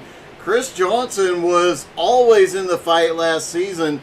All last year, every race he was in, he was competed. He had a 3-race suspension earlier in the season. He was fast prior to that, but since his return, just has not had the same speed. Go to 19th spot. Rodney German just made the pass on Sean Andrews for that. And a change for... Gee, that was the change. What was the latest change we just had? Sean Patrick, and we haven't talked about Petey yet. He started in 25th. He's up into 17th right now, following Alex Krapser in 16th, also up 8 spots. Jim Johnson in the EHP 48, currently running in 15th, up 6 spots. And Billy Snodgrass has lost a lot of ground. He is now back into 14th. And we just had a change for the race lead. Austin Edwards goes out to the points. Keneally wants to get some draft and wants to save a little bit of fuel. But the leaders are starting to save a little bit of fuel right now because Austin Edwards has closed in on some lap traffic. Kevin Church is one of them. Brad Ebley's the other. And you have to kind of pay attention. I made a note of this earlier. Austin will let another guy lead for 5 or 10 laps. Then he's going to go out there and lead for at least as many as the other guy led, if not double it, before he gives up that lead again. He'll sit back there and save fuel, but he is trying to make sure he leads the most laps here. And he's playing some great strategy on fuel saving as he starts to come around lap cars. 130 laps go up on the board. This gives us an opportunity to take a look at our first full field rundown of the evening. And our full field rundown is brought to you by Alloy Wheel Repair Specialists of the Upstate. Alloy Wheel Repair Specialists, the official wheel repair specialists of XCAL Racing. Their wheel repair services that cover not just the Upstate, but also the entirety of North America. No matter where you live, we have a location to repair or paint your Alloy rims. From minor cosmetic damage to complete restoration, Alloy offers professional and affordable alloy rim repair. We can straighten and refinish wheels with the custom color of your choice. If your rims are beyond repair, we have access to the best quality OEM replacements. To learn more, check out awrswheelrepair.com. Austin Edwards, your points leader, currently leads at the moment. It's an EHP 1-2 race at the moment with Alex Gratz. Actually, I'm sorry, formerly an EHP 1-2. With Edwards leading, he's up 39 spots from the drop of the green flag. Remember, he had to go to the back for a penalty issued. And then you got Alex Gratz in second spot. That's a part of a brand new owner in her first race, set by Matika Denson. Then you've got in third position Blake Wynn, Robbie Keneally, who is up 38 spots, currently in fourth position. Got a driver all by himself. That is Matt Bear. The Mad Bear currently in fifth. He is up 22 from the drop of the green flag. In sixth position, he's had a nice night so far, Edmund Jones in the Black Sheep Racing, number 28. Seventh spot, currently Kyle Bartels in the 88, and his teammate and boss, Robert Colgan, in eighth position. They've been quiet throughout the night, but have been sneakily making their way up throughout the field. Zach Getters has been fading a lot throughout the race. He currently stands in ninth position. His teammate Mason Foster rides in 10th. Luke Turpin sits in the 11th position. And Jeff Edgar, who knows how to race these speedways with an open setup, rides in 12th. Mason Foster, by the way, while at it, up 20 positions. Then you've got Jeremy Joliet riding in the 13th position. In 14th spot is Billy Snodgrass, giving a nice push to the 22. Jimmy Johnson currently rides in 15th, working with Alex Krapser in the 29. And then behind them is PDJ Zeller, who's had a quiet night. He rides in the 17th position. Sean Patrick's had a tough night tonight. He is down 13 spots in the 18th position. Sean Andrews, even though he was involved in a wreck that did not bring the caution flag out, he is up 19 spots from the drop of the green flag in 19th position. And then Randy Jeremy currently runs in 20th spot. Doug? Greg Hull's currently sitting in 21st. He has been up and down all night, currently back in 21st. Stephen Rex quietly running in 22nd. Joe Campbell, leader of J&S, currently sitting in 23rd, up 10 spots, but Super Speedway Racing, you don't count him out to the last lap. Stephen Wetton currently runs in 24th. He has ran much higher tonight. Expect to see him fight his way back. Jonathan Schwartz in 25th. John Friley currently runs in 26th. Albie Hewins in 27th. Brent Meckus currently runs in 28th. Jose Godino, a quiet night, in 29th. Kevin Church, involved in that first incident, currently runs in 30th.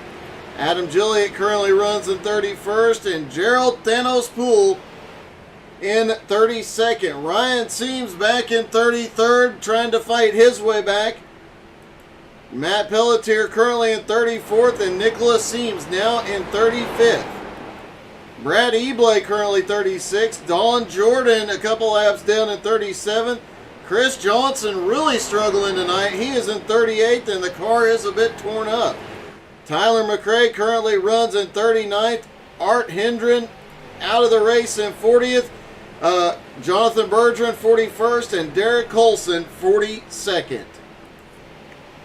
Today's race is brought to you by the XCAL Racing web shop. Check out the official merchandise of XCAL Racing. Newest products include a 520-piece Whale PD jigsaw puzzle, an AirPods case, and a Whale PD bath mat, all on xcalracing.com/shop.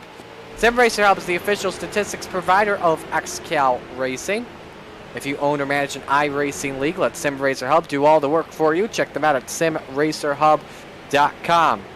No superfans are part of XCAL Patreon, but if you want to be a superfan and get exclusive access to the Discord, make sure you check out the XCAL Racing Patreon. Go to patreon.com, search up XCAL Racing. Must be 18 or older to view the content. Victory Lane is brought to you by Fuel Factor X.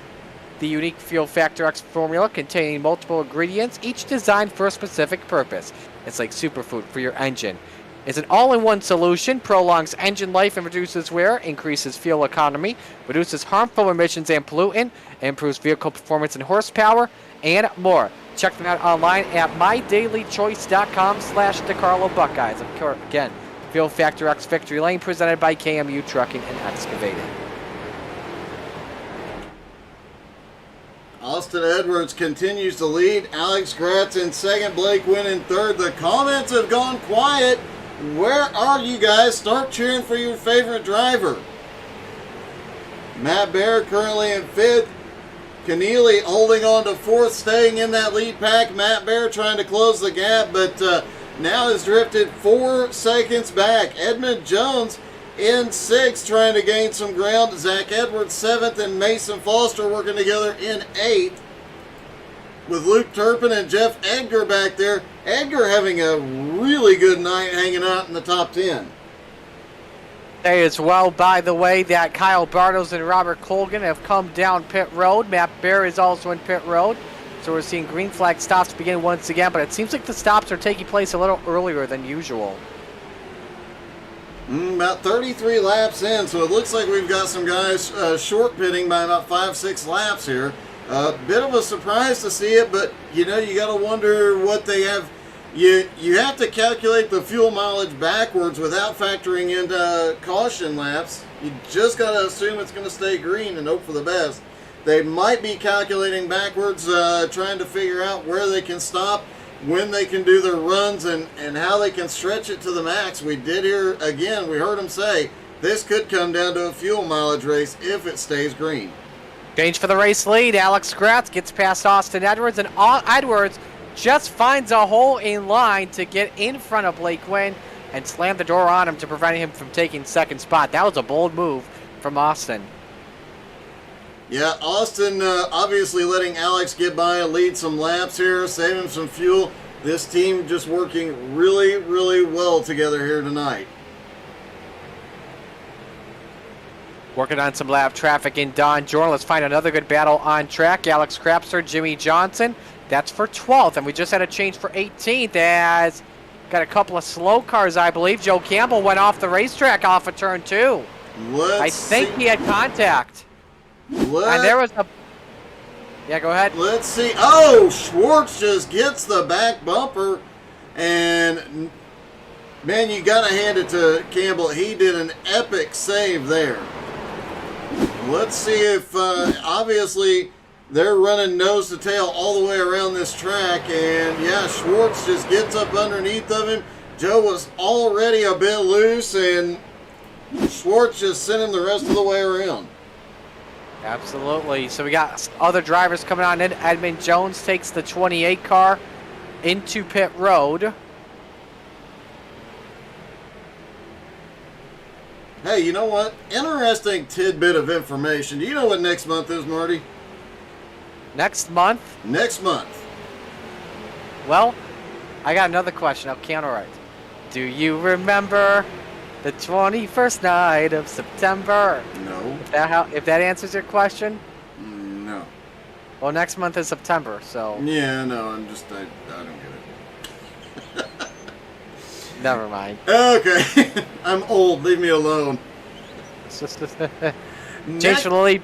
Never mind. Go ahead. Next month will be the second birthday of How to Suck at iRacing. That's awesome as the leaders make their way on into pit road. And that was the cleanest entry to pit road we have seen out of that group tonight. Nice. Good job, boys. Good. You get a sticker from me for that, an XCAL sticker. So Zach Edwards taking the race lead.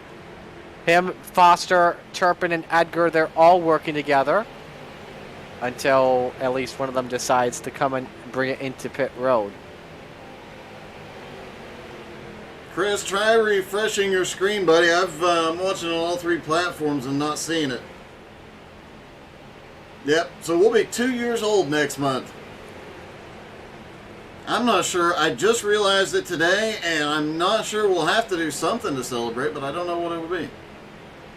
Do a special race. Yeah, I might.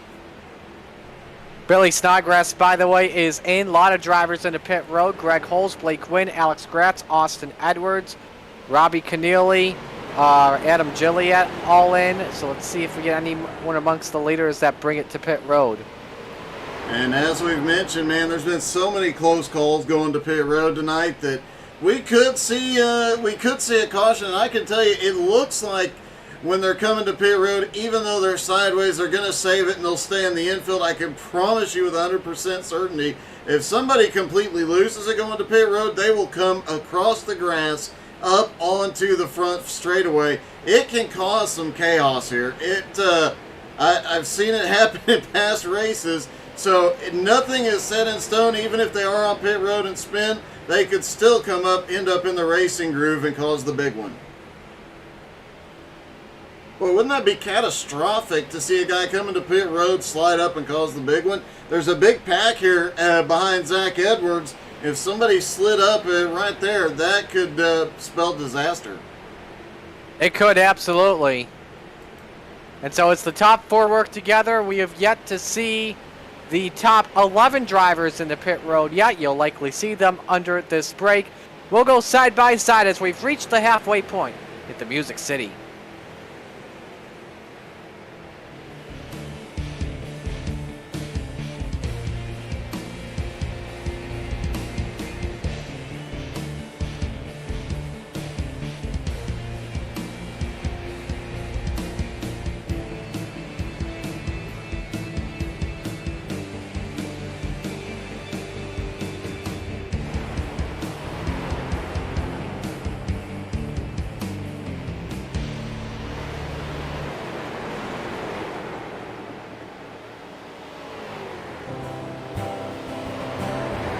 This is my good friend who had cancer when we were really little, and he was able to beat it through early detection. And now he just recently graduated from Santa Clara. These pictures were funny. My dad was diagnosed with cancer my freshman year of high school. Thanks to early detection, he now gets to see me graduate from college.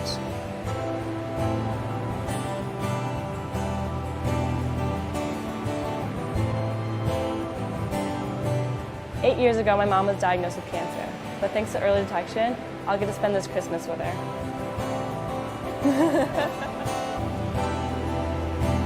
My dad was diagnosed with cancer when I was 10, and he passed away soon after.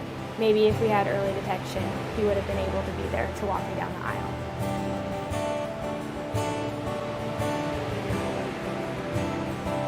Early detection saves lives.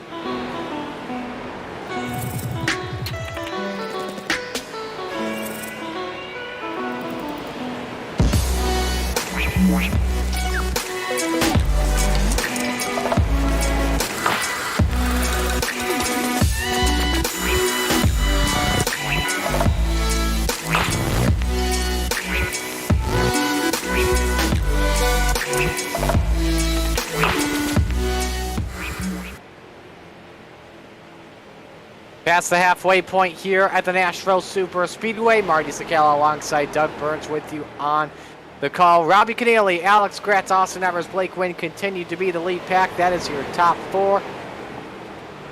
Excuse me, as Luke Turpin exits pit road from the race lead.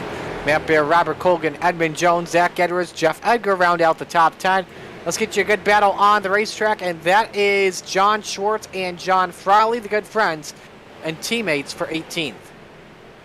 Yeah, these two have been nose to tail. I don't think we're going to see a whole heck of a lot of battle here. I think Schwartz and Frawley are just going to work together to get themselves back up into this group. Petey's about a second ahead, so they're hoping Petey's got help from Jim Johnson, so they're hoping they can work up. They collect those two, then they take off and collect Crapser and Gilliatt, and just keep marching their way forward. Billy Snodgrass is starting to make a bit of a comeback now. He is now back up in 13th, looking to get his way back into the top 10 here. And Mason Foster in 11th place, up 19 spots so far. Something very interesting as well. Kyle Bartles and Robert Colgan have actually been picking up places on their interesting short pitting strategy. They are short pitting by nearly 10 laps or so before the leaders come in. It's worked out really well. Kyle Bartles is up to 5th position, working with Matt Bear.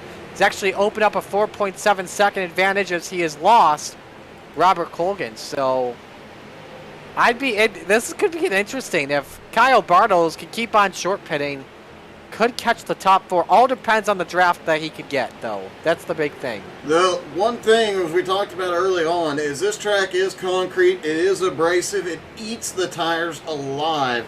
And you got to balance that tire wear, but if you're hitting 10 laps shorter than everybody, you can push that little bit harder every single lap and make up a little bit of ground that you lose.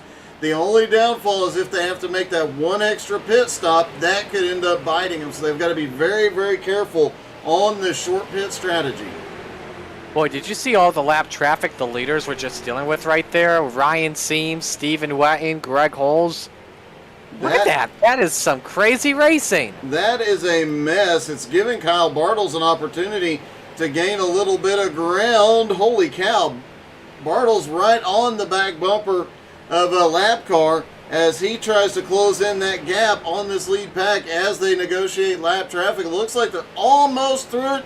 They got Don Jordan still ahead, but man. That may be the tightest I've seen the leaders in lap traffic today. Yeah, they have been tending to spread out, but at this point in the race, past the halfway point, they can't allow any one of those four to get away. They could lose the draft, and they could lose the opportunity. Here's a run to the inside for Austin Edwards because of the lap traffic. Let's see if he decides to maybe backgammon. Nope, he's going for it. And Keneally goes on the outside. Austin Edwards takes the race lead back. Blake Wynn's going to follow him through, too. He's going to go to second. And I think Keneally's been watching what Austin doing. Great guy to sit and watch and learn from. He has managed to lead some laps, but he drops back in line intentionally and sits back there and saves fuel, tries to extend the run. Whoa! Gratz loose off of 2. Meanwhile, if you want to see some other crazy racing, let's go inside the top 10.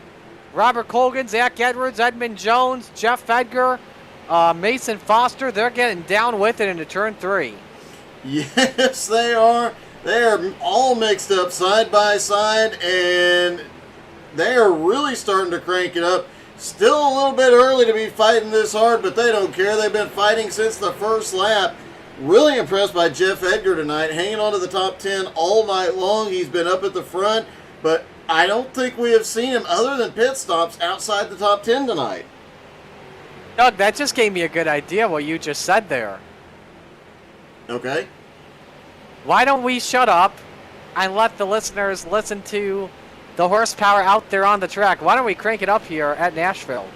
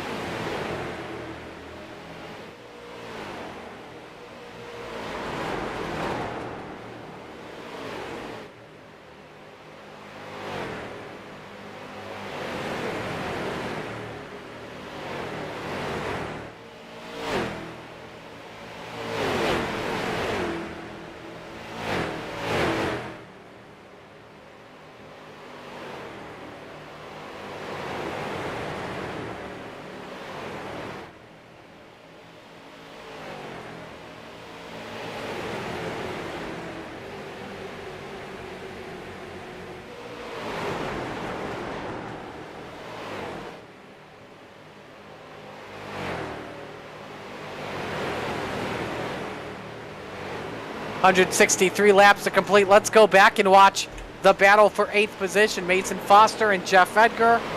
Count Zach Edwards in there if you want to put 7th on the line too. Yeah, definitely. And was it just me or was Zach, I think that might have been the first time I've seen a car get loose on entry. Looked like he just got slightly offline in that back end trying to come around. I think Zach has really been struggling with the handling on that car all night. After starting on the front row, he is starting to make his way back up. But man, he had drifted as far back as 15th earlier in the race, but the car appears to be coming to him. Got Edmund Jones, Robert Colgan behind in the battle for 8th position. By the way, speed of Colgan up down his driver Kyle Bartles, who is 2.4 seconds behind Alex Gratz, still trying to close in on the leaders.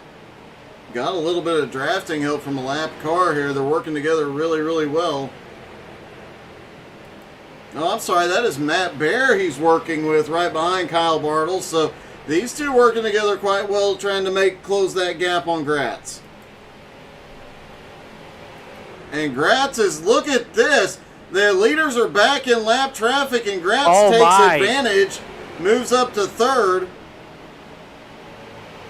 They're working on, I think that's Gerald Poole and Sean Andrews. And you notice this pack is starting to pick up these lap cars. They're hopping to the back of it and just going for a ride around here, seeing if they can make up some spots while they're in the draft.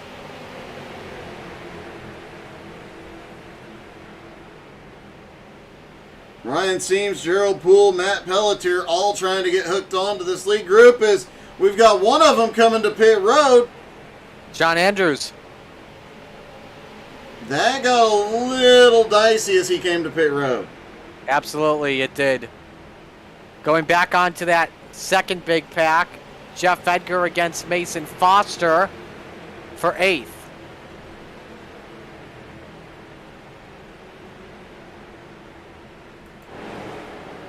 Mason Foster, Jeff Edgar still side by side. And Foster gets the clear. And Edmund Jones now right on the tail end of this pack. He was up front earlier on.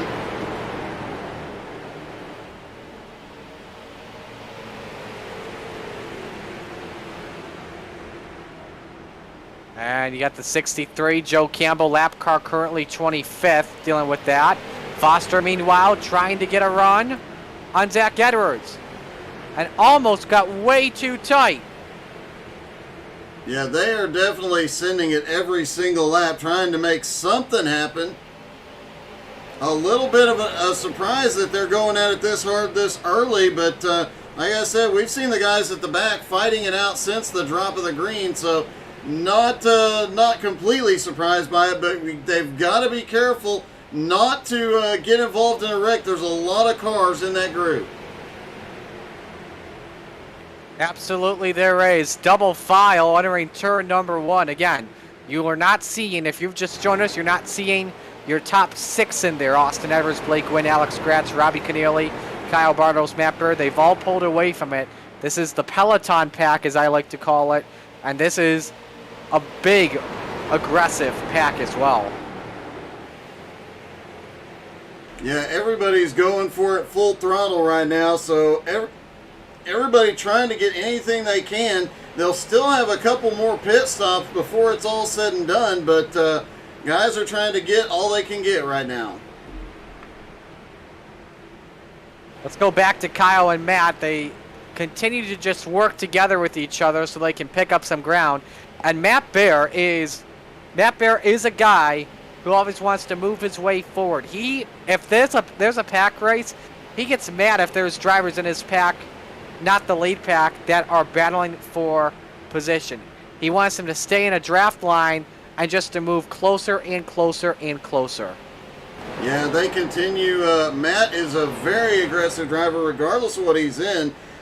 We broadcast him on Sunday mornings in the GT3 League, and man, he's had some of the craziest moves of the season. And Kyle, I believe, signaling he's coming into pit road this time. He is. Alone, that's a surprise. Yeah, remember, him and Colgan are on the short pitting strategy, which will be very tough to do. Will Colgan come in this time to give him a hand is the question. Have not seen him drop into pit road yet. No, Robert Colgan was on pit road first.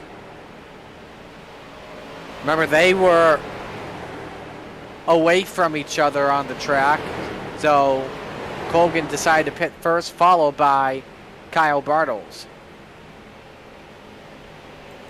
Austin Blake, Robbie Keneally, and Alex Gratz still nose to tail around the track. Gratz has backed off a little bit, trying to close back up, and Keneally's going. Yes, we got a wreck, by the way, in turn number 1. That is the 15 of Stephen Way, and see if that brings a caution flag out. As of right now, caution. There it is. Ryan on deck, he came down. We have more guys sideways. That was Gaudino and Hewins. Let's see what the heck happened to bring out, I believe, only the third caution of the night. Yeah, it was, I don't know if it was a battle for position, but Ryan Seams and Wetton get together. These two have been racing each other all night long. Just ran out of track, and I do believe Albie Hewins is one of the drivers. Oh, that was not a great move on Stephen Wetton's part. That big group coming behind, he moves down the track. Albie Hewins. Thought he was good. Yeah, he thought he was clear. Albie Hewins goes all the way through the apron, as does Jose Gaudino.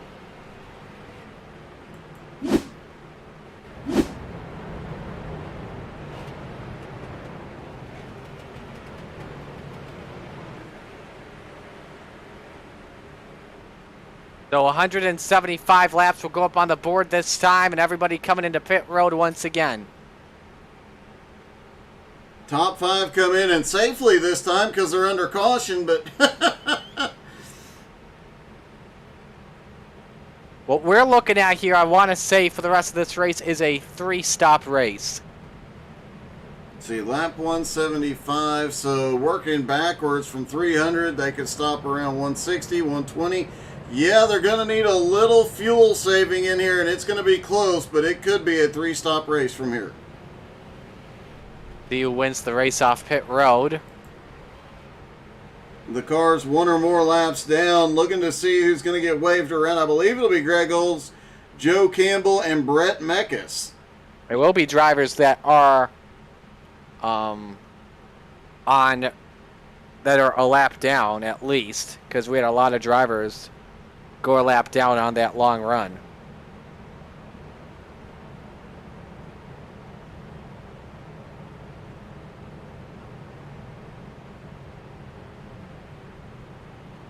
Race off pit road goes to Luke Turpin this time.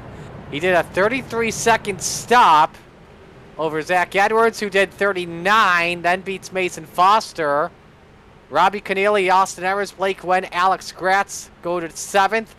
8th, Jeff Fegger. 9th, Jeremy Gilliatt. 10th, Edmund Jones. And I gotta say, I like this strategy by your top 3.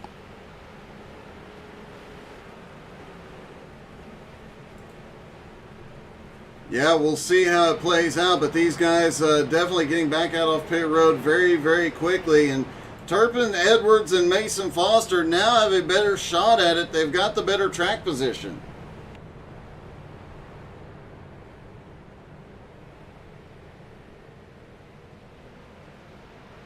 So while we are under caution, waiting for the update here from race control, just keep you posted here on stuff. Let's say, so we got a double EOL plus. Get that in a moment here. Steven's rooting for Seams.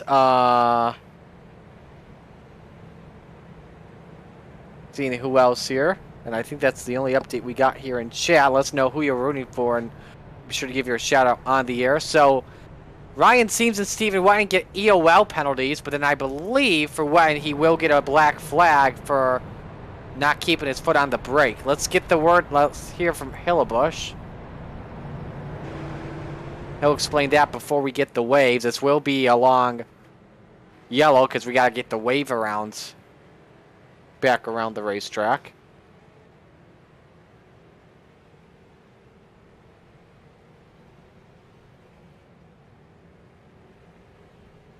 Waves, by the way, Matt Pelletier, Joe Campbell, Jose Gaudino. So definitely good for Joe Campbell after getting taken off the track off the bumper of John Schwartz.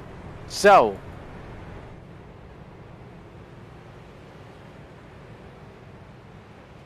listening.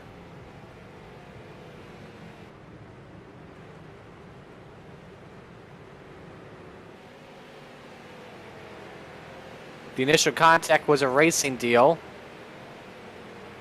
The black was because he did not remove the car from the speedway in a timely manner. That was the situation why. So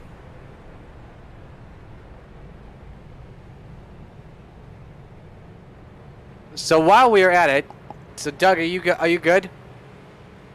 Yeah, I'm working through what the heck is going on here. All right. Because I was gonna ask you what your thoughts were on the top three taking 5 less seconds of fuel. You know, they know what their pit strategy has to be here, and I think it's a calculated risk at this point. They're going to try and see if maybe they'll get lucky. I mean, there's the old adage, cautions breed cautions, and if they get just a few caution laps here, we may very well end up with a situation where they can stretch that fuel.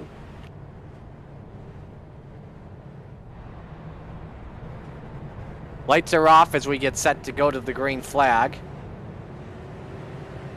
And we will reset the field for you here. It is Luke Turpin, Zach Edwards, row 1. Turpin selects the inside line. Row 2 is Mason Foster and Robbie Keneally. Row 3, Austin Edwards and Blake Gwynn. Row 4, Alex Gratz and Jeff Edgar. And row 5, Jeremy Gilliat and Edmund Jones. Lights are out on the pace car.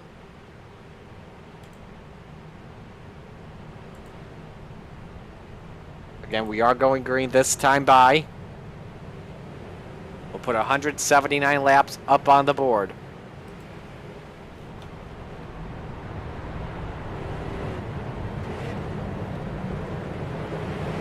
So we're ready to come back to the green flag. First time Luke Turpin's been out in front in a non-green flag pit stop strategy. So he'll bring the field back to the green flag.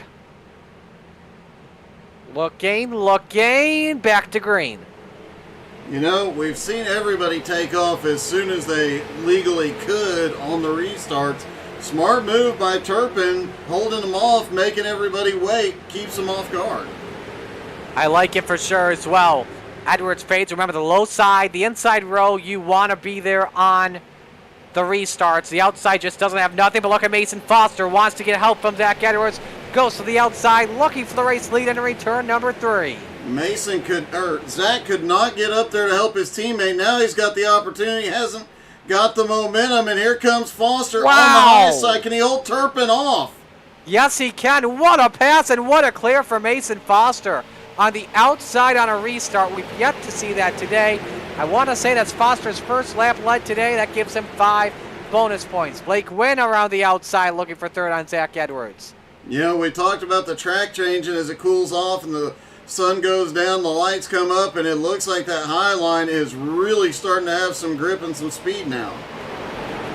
And now Wynn wants second on Turpin. He got a little bit of a toe off of Mason Foster when he went up to the outside. Double wide behind them, looking like a pack. You see John Schwartz on the apron trying to make it a 3-wide battle.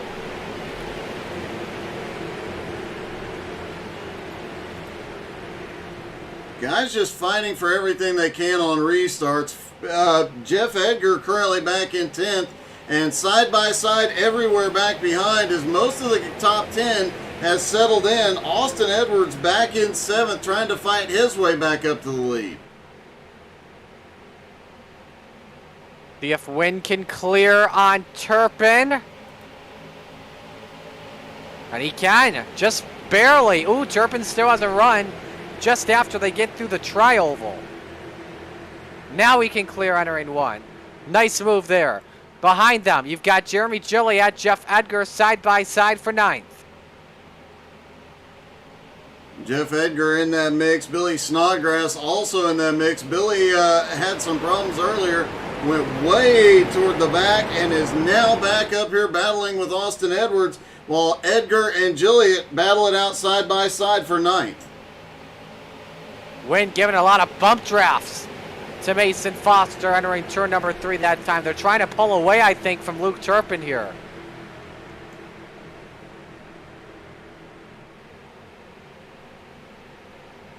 Going back to the Jeremy Gilliatt, Jeff Edgar battle. Also got Matt Bear, Edmund Jones in it as well. I think we just had a change for another position. I think it was Keneally getting past Gretz. Nope, my mistake, false alarm. And Blake Wynn got Mason Foster a little loose off at turn number 4, but doesn't go for the slingshot. I think Blake's being patient. Yeah, that's the Blake of old. We've seen a very aggressive Blake this season, but last season we saw a lot of patience, a lot of smart driving. I think that's what we're seeing here again tonight, as Foster just keeps it down on the bottom, leaves that high line open. Go. I think he's letting him go here for the race lead, so Foster can get a little bit of a draft and see what he can do with Blake Wynn out in front. Big stack up from behind with Turpin, Zach Edwards, Billy Snodgrass, Robbie Keneally and company.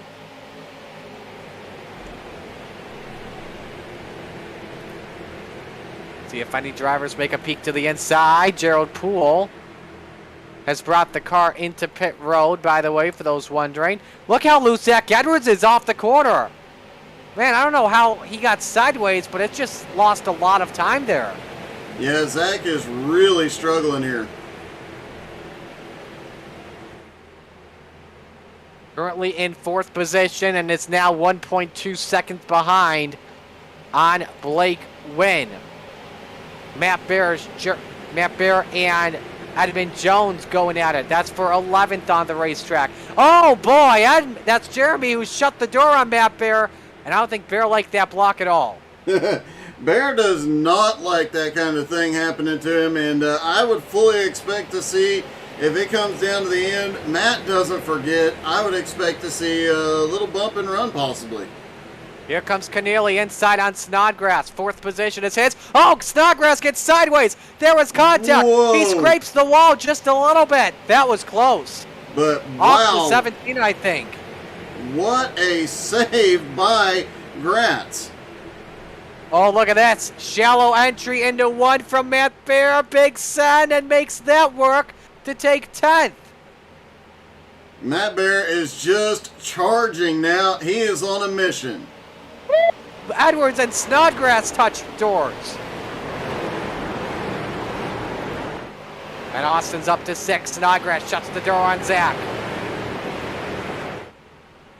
Meanwhile, top 3, you can put them under a blanket. Blake Wynn, Mason Foster, Luke Turpin.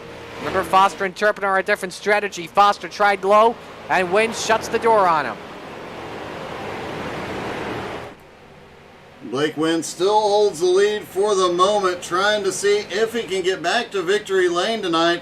Just over 100 laps left to go, a couple more pit stops to go as well. So strategy really playing into how they run the last part of this race. Keneally kind of out in no man's land right now. No help from behind, no help from ahead. He's going to get swallowed up here in a minute. You're right, he's currently stuck in a neutral pace at the moment. But however, though, that last time by did run faster laps than the 3 drivers in front of him. Pretty impressive. He's keeping that gap under 1 second, but Gratz is closing in. He's almost to him. So Keneally's got to keep his foot down when they get here if he wants to hold that position. Otherwise, he stands to lose at least 2 spots, maybe more, if Gratz and Edwards are able to get underneath him. And the teammates, you just said it, closing in on the 3 car. Oh, we got one up in the wall, I think. Yeah, big trouble there for the 63 of Joe Campbell. Up in the wall, he looks to be okay. I think there was some contact as Robert Colgan completely came up on him. Wow, there's still a little excitement going on behind him. Actually, it was Mekis that came up on Colgan, who came up on Campbell. See if we have a replay, as Bartles was in this fight as well.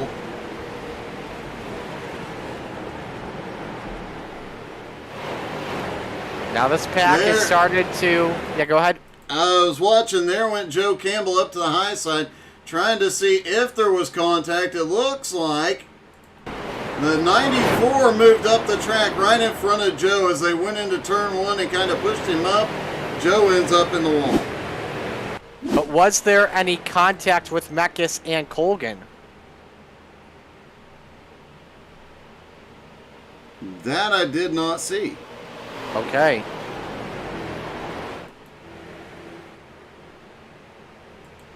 And So, we continue on. We got a battle for third between Turpin and Keneally. So you talked about... So Turpin has faded back, actually, and Keneally takes the spot away. I'm interested in that strategy from Turpin, but Gratz gives him the bumper. Gratz gives him 2 bumpers. Turpin is loose up the racetrack. Gratz tries to move him. Wow. Gratz couldn't even make the pass, and I think there's a virtual number 1 out the window of Luke Turpin's car. Definitely so. That was a bit chaotic there, and I think Gratz may have backed out of it just to let him get it, because Turpin was way out of shape, and had he kept pushing the issue, they would have both got collected on that. Even Gratz ended up sideways in that mess. Now, what are you thinking if you're Alex Gratz? Because you know Luke Turpin is going to race him as hard as possible. Definitely so. Danny not happy about Joe getting pushed up into the wall, getting wrecked again, and you know, it's a rough night for Joe. He started the season really strong, but these last few races has really been caught up in just about everything. It is a bit heartbreaking considering how his season started. Absolutely. See if Edwards takes a run to the inside of Gratz for 5th position. That's a shocker. I was not expecting to see. This must be maybe Austin's better leading than Gratz is. They swap spots. I think the situation is if you can't pass them, I'm gonna pass them for you. Could very well be. Gratz will slide back down, and now Austin's gonna take a shot at Luke Turpin.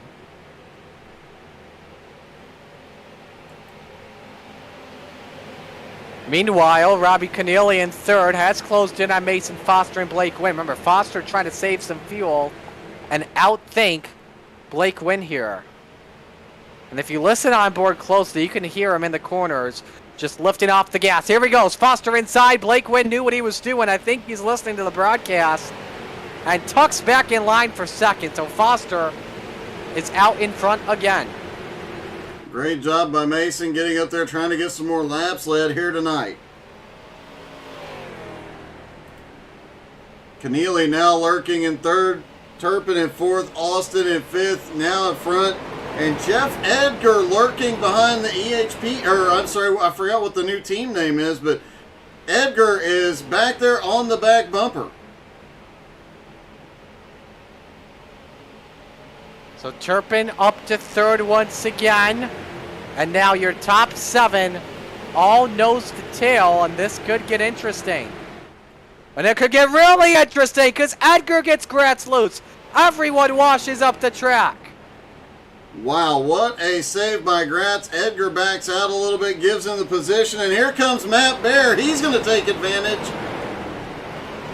The Mad Bear wants some spots. Edmund Jones wants a spot. There's contact with Edgar there. It's getting a little bit rough. We still got 100 laps to go, boys. They gotta last to the end. And so Mason Foster almost had a big gap open.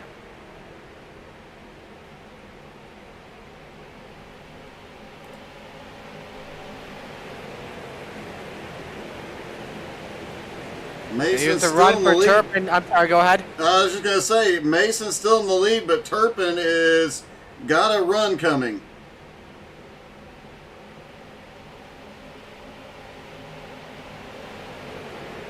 Foster at the line, but Turpin's got to run underneath. And Superman goes back out to the point.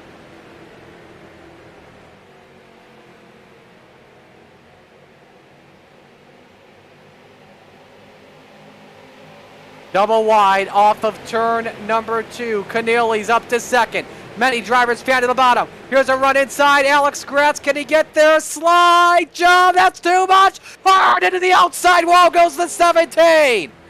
His night comes to an end. Wow, one of the contenders to win is out of it. What a That heartbreak. was all guts, but no glory from Alex Gratz. Let's take another look at that from the Flaming Karma replay as Alex Gratz coming through 3 and 4. He's got a massive, massive run and tried to sneak up, but Mason wasn't given an inch there. And Gratz ends up hard in the outside wall. That also leaves Austin Edwards without help. The fact that nobody else was involved in that wreck is unbelievable. It really is.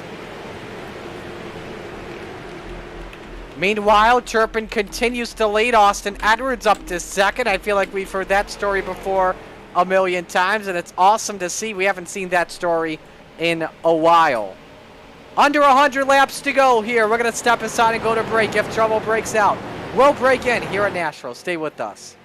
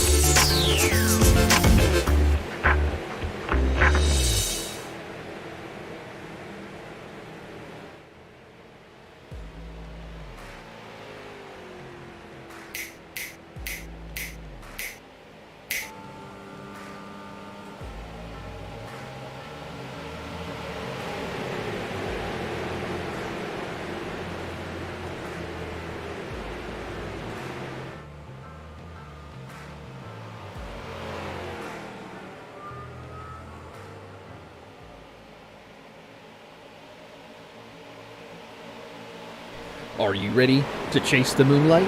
Community-based and talent-driven, Moonlight Speed Concepts has what you need to take your iRacing experience to the next level.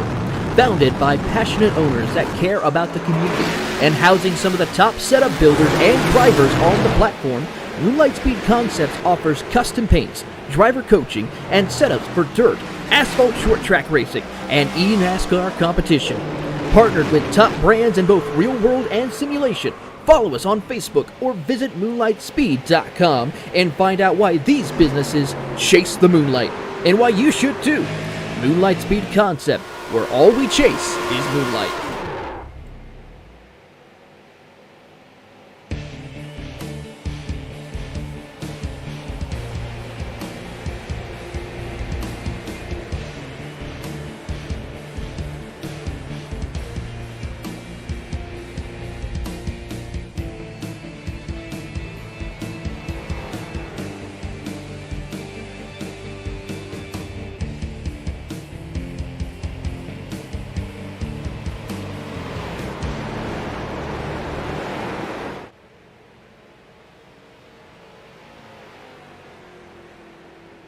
Probably the most intense racing we have seen here tonight, and for the first time in this race, Billy Snodgrass is at the point with under 95 laps to go. Snodgrass leads, Turpin second, Austin Edwards third, Jeff Edgar fourth, and Blake Wynn is fifth, Doug. Yeah, and weirdly enough, even with them drafting behind, Snodgrass is pulling away from this, part of it being side by side, Edgar and Turpin. Austin Edwards and Blake Wynn, but man, Billy has got a piece tonight.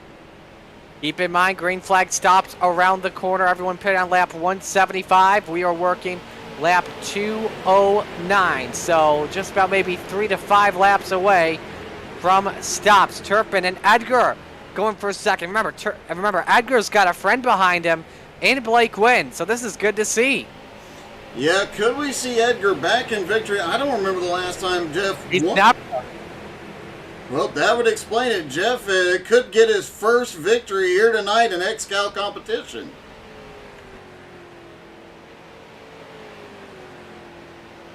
Man, it is getting messy mid-pack. Let's take a look at that mid-pack, too, as looks like they've dropped it down to some single-file racing. They're actually playing it safe. They're a little bit of a choo-choo train here at the moment, just being safe than sorry, because they know there's a lot of racing left. Coming to 90 laps to go this time by, and we've got half the field, 21 drivers on the lead lap. Rodney German, who we saw back in the 20s not too long ago, now back up in the top 10 and 9th, following Matt Bear in 8th as Matt tries to battle with Mason Foster. Yeah, that yellow flag absolutely helped him out for sure. Here comes Turpin underneath for the race lead. It took him a while to finally catch back up to Billy, but they've got there. And Luke Turpin has no help. And now look at Jeff! 3 wide as Edgar tries to thread the needle. Snodgrass, I think, caught the wall. This is tight in 3 and 4. Off turn 4, there's still 3 wide. Snodgrass not giving an inch. Blake Wynn comes to the assist and at the line. Edgar, and they were going down to the 10,000th marker at the line. So Jeff Edgar leads his first lap today and gets 5 bonus points. Oh, he loves to see that. Definitely does. He is having a great night.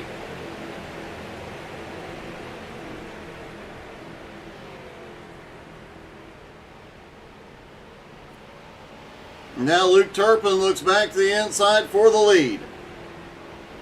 See if he can get it at the line here. I think he did, and he did. Gap of the line that time with 0.06 of a second. This race, we've talked about it coming down to fuel mileage and strategy and everything else. It could come down to a finish like this. This is very impressive, by the way. We are about to hit 40 laps on fuel, which I think is the longest we've seen anyone go tonight. Robert Colgan, though, in pit road. I think we've got a game of chicken. We got guys. Oh, no! The 062 of Snodgrass gets punted. He was trying to come into pit road, and German caught him.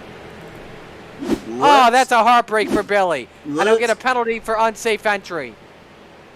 He gets down. Everybody else moves up, but German just stuck on the bottom. And he does not make it to the commitment cone. Actually, how that started, I don't know if he was planning on coming in or what. I'm looking here. He was going normal speed. Yeah, you know, he may have been. Because that was a big gap that Austin Edwards was closing in when you think of it.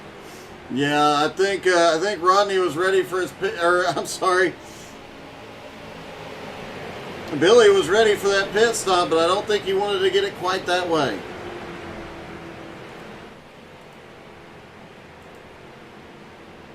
Meanwhile, off of 2, 10th and a half between Luke and Jeff. And we got Blake Wynn going under the apron. That's legal, by the way, here. Keep that in mind. Austin Edwards looks for 3rd. And John Schwartz is up here as well, looking for 3rd. Where did comes in the pit. Edgar with a big send. I'm asking the same thing. Oh, my goodness. This man has been involved in 2 wrecks tonight, maybe 3. And he's running in P2. That's amazing. Great job by all the drivers here tonight, but man, that... Oh, and Schwartz is dropping down the apron. Is he coming to pit road? Yep. Or? He's coming in this time. But my goodness, how far he is charged up through the pack. That's impressive.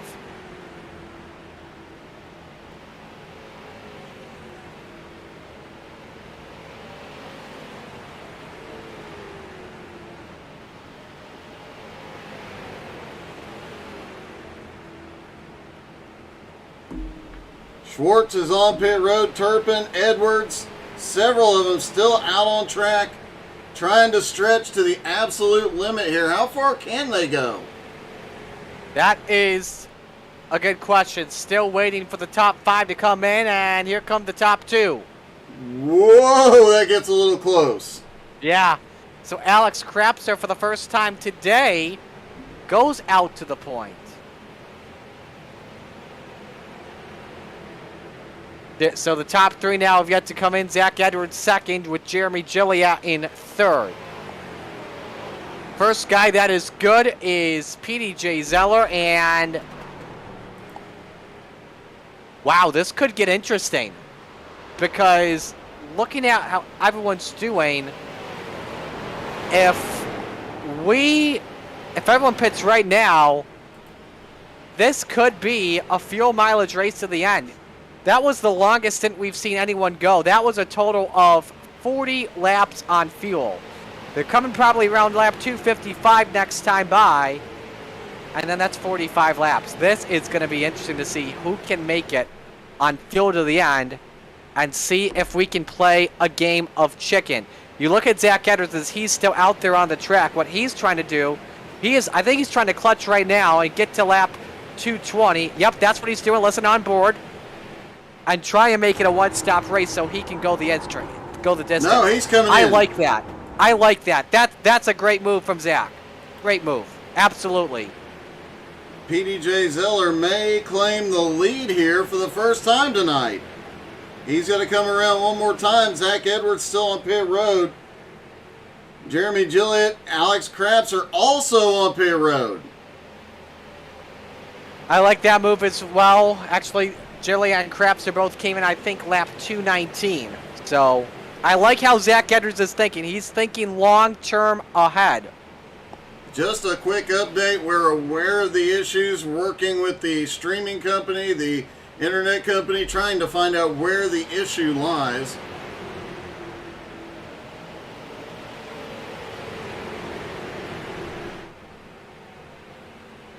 Several people looking into it while we're trying to get it fixed.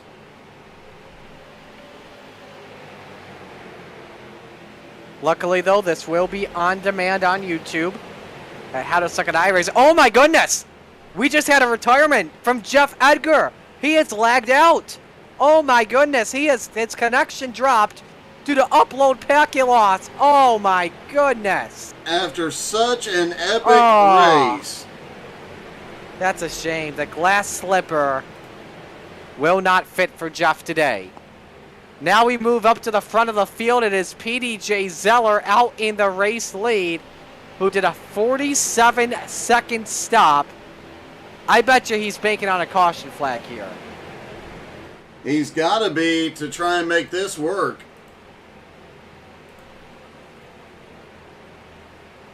That's the only way this is going to work, is for him to get a caution flag and be able to kind of coast around for a few laps. We got some wild racing there. Look at Blake Wynn. Look at John Schwartz. We're 3 wide in turns 1 and 2. Cornelia a part of this as well. I like that John Schwartz really has stepped up to the occasion with Jeff Edgar dropping out, because we didn't think Schwartz was going to have a chance at winning this race. Look at him now. I think he's been pulling a strategy where he's been conservative in the first 2/3 of the race, and now up here for the final hundo. And, you know, he's doing the Jonathan Schwartz of old. Don't talk about him in the first half. Here he comes in the second.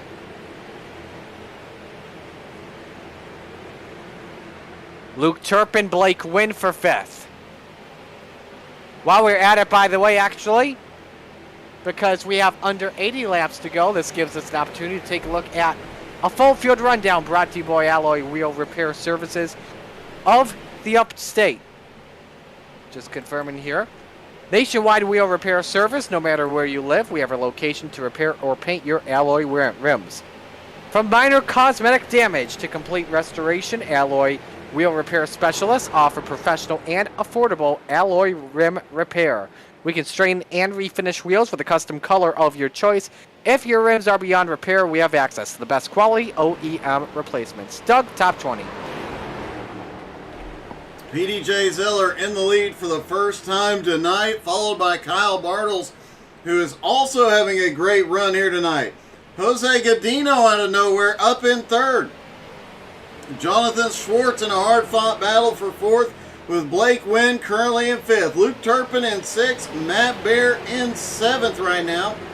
Stephen Rex currently running in eighth. Rodney German has had a wild night, still holding on to ninth. And points leader Austin Edwards back in 10th. Robbie Keneally having another epic run tonight in 11th. Edmund Jones, one of his best runs of the season, currently in 12th. Matt Pelletier back in 13th. Jim Johnson also having a great run tonight. He is currently in 14th. Alex Krapser in 15th. Sean Patrick currently runs 16th, and Albie Hewins in 17th. John Friley currently running in 18th. Jeremy Gillett in 9th, and Zach Edwards rounding out 20th. Greg Holtz, the last car on the lead lap. Actually, he's the first car scored a lap down in 21st. Robert Colgan 22nd, Brent Meckes 23rd. Those will be the first drivers to get the wave around if a caution were to come out at this moment. Excuse me, Mason Foster, who has been having a great race so far, in 24th. I believe he had to serve a penalty a couple moments ago. Billy Snodgrass in 25th. Tough situation after he got spun out when coming into pit road off of Rodney German. Ryan Seams currently in 26th position. Sean Andrews 27th. Kevin Church 28th. Nicholas Seams 29th. And Brad Ebley is 30th. Stephen Wetton 31st. Gerald Thanos-Poole 32nd. Don Jordan 33rd. Jeff Edgar back on the racetrack in 34th after his connection dropped. Joe Campbell is 35th. Alex Gratz out of the race in 36th after going into the outside wall, trying to slide job Mason Foster. Chris Johnson on track in 37th. Tyler McRae staying for him in 38th. Adam Gilliatt, Art Hendren, Jonathan Bergeron, and Derek Colson all out of the race from 39th to 42nd. Good battle on track for 8th position. Ronnie German passed Stephen Rex. And how about the recovery for Stephen as well tonight? He was a part of the first caution, got spun out, got back straight after John Schwartz stored him, didn't give him a lot of damage. The aero's still perfect on that car. He could have a chance at winning this race tonight. Yeah, there's been some serious surprises out in the field tonight. We'll have to wait and see how this plays out. That threat of a caution still looming as Luke Turpin and his pack are starting to close in on Blake Wynn and Jonathan Schwartz. See what happens there. They're separated by about 5 car lengths or so. Meanwhile, top 3 up by 4.8 seconds on 4th place Schwartz. And we haven't talked about yet the guy that's in 3rd spot.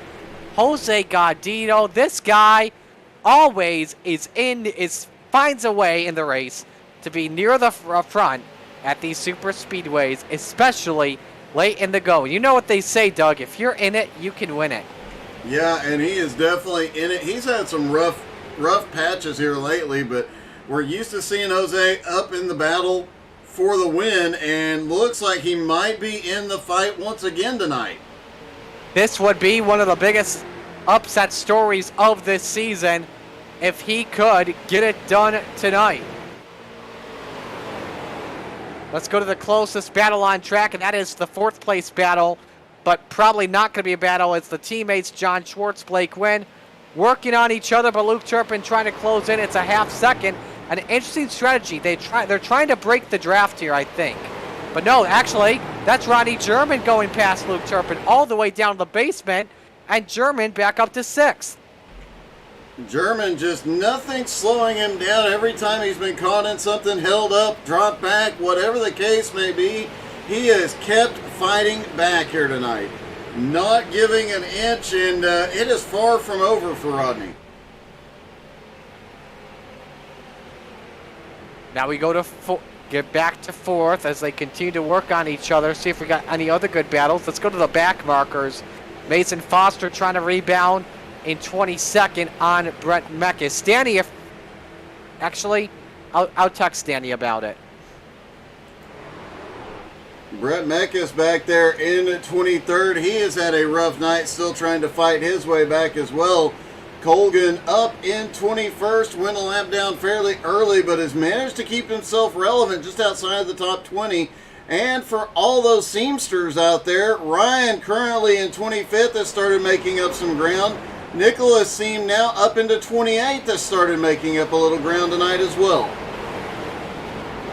Meanwhile, Petey, you know, this group seems to be just pacing along, working as a team, and it is working really, really well. They still have a 4.3 second gap on Jonathan Schwartz. And they're having a good race at the moment. And we haven't talked about him in a while, Kyle Bartos. You know, in the longest run we had under the green flag, he was short pitting along with Robert Colgan, his team owner, working their way up towards the front, getting the horsepower, getting the fresher tires, and it's worked out for him really well. He pitted on lap 204, and he's currently in second spot. We should expect him in maybe 10 laps from now. Yeah, we'll see if he tries to pull the same strategy this time that he's been doing all night long. Be interesting to see. I would be surprised to see him try and short pit. They might try and make that gap between a regular pit stop range and a short pit range and see if they can make that work. But I don't know. It's a bit risky to short pit this late in the race.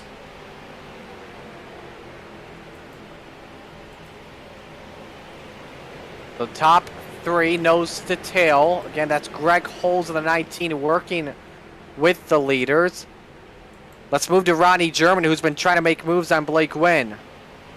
Yeah, and this does nothing but help that lead group with him trying to get past Blake Wynn, and Jonathan Schwartz is blinking. Oh, wow, that could get interesting. I think Aaron just warned him because I saw him pop up on voice chat. Yes, he is. Oh, boy, this could get interesting and would be another heartbreak out of the Jeff Edgar camp. Schwartz just grabbed the wall. It looked like he may have grabbed the wall while he had disappeared, trying to see if that car has some right front damage on it.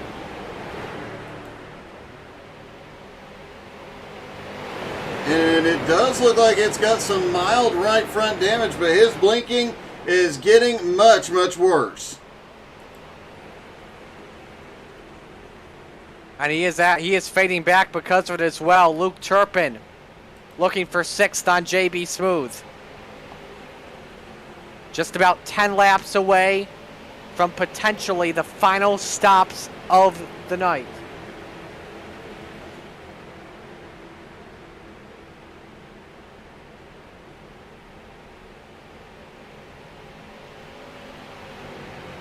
Petey continuing to lead one of his best runs of the season. I can't recall the last if PDJ Zeller has won an XCAL Racing before. That would be an interesting stat. I want to say he has in the past. Yeah, I believe he's won some points paying races, but they've been few and far between. Now he's put himself in the position, if he can get pit road to go right, if he can get everything to fall in place just right, he might be able to get this done here tonight. He's got one career win in the XCAL Racing Series. So this could be huge if he could get it done here tonight. Kyle Bartles looking for win number 1. Jose Gaudino looking for win number 1.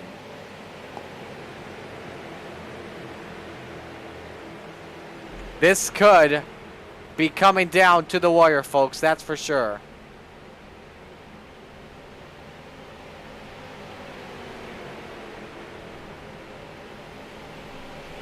Looks like there's been a bit of battling a little bit further back in the field.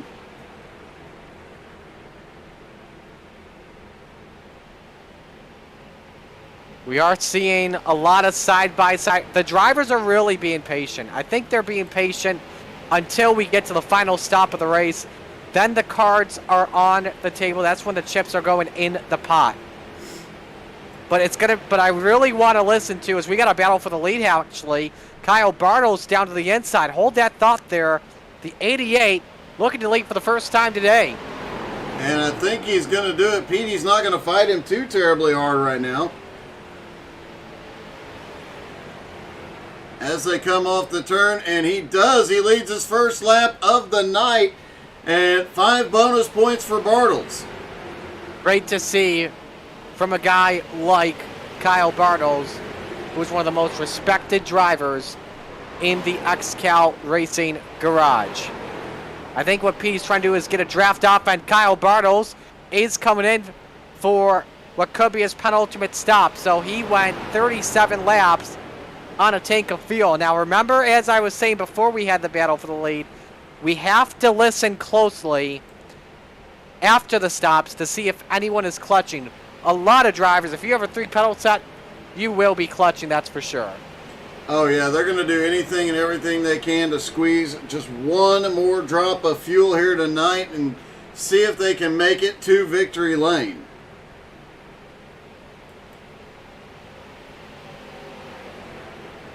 Jose Godino now in second behind Petey.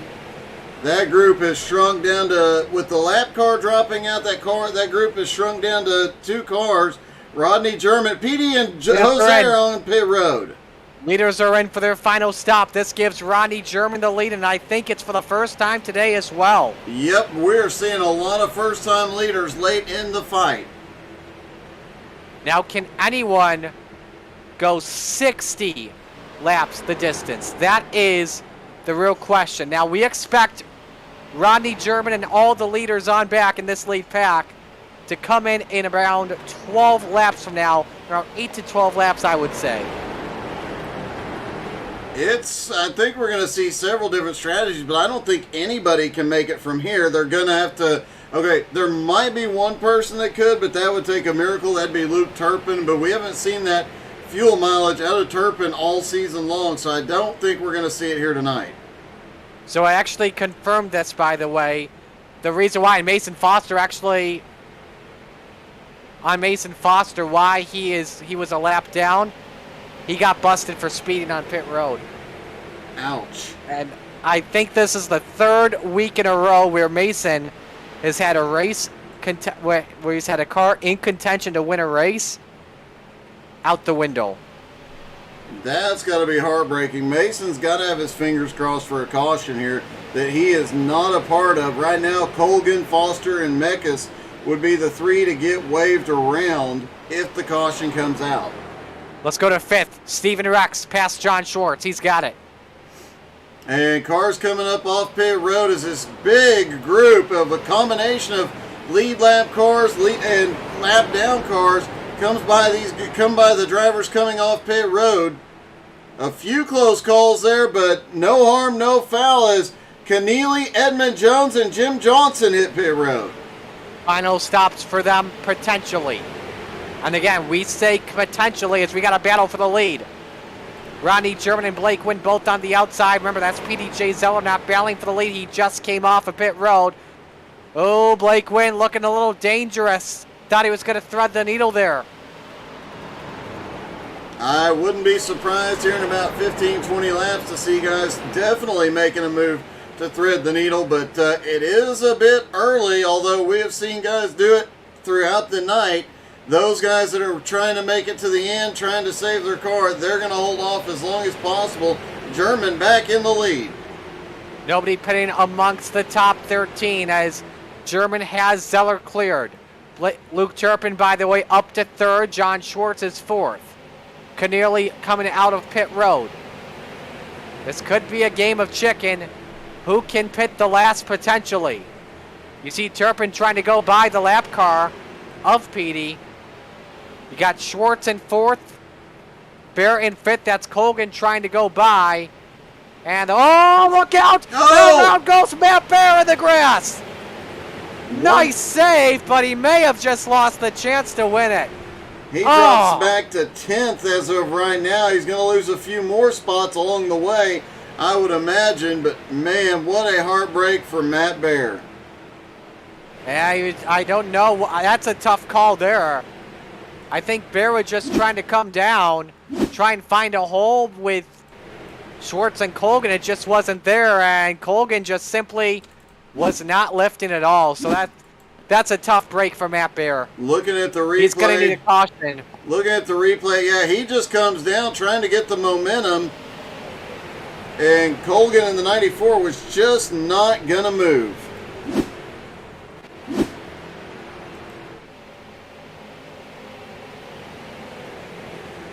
Once again, tough break for Matt Bear. Will not have a chance at winning this race unless we get a yellow, still on the lead lap, but he's 10 seconds back on the race leader. We got a battle potentially. Nope, that's not a battle. I was looking at Edmund Jones and Austin Edwards, but Edwards decides to work with his former teammate. Remember that 28, owned by Don Jordan, and Edmund Jones used to drive for Austin. Woo! Goes up the track a little. Yeah, and they are still close friends, so don't be surprised to see these two work together.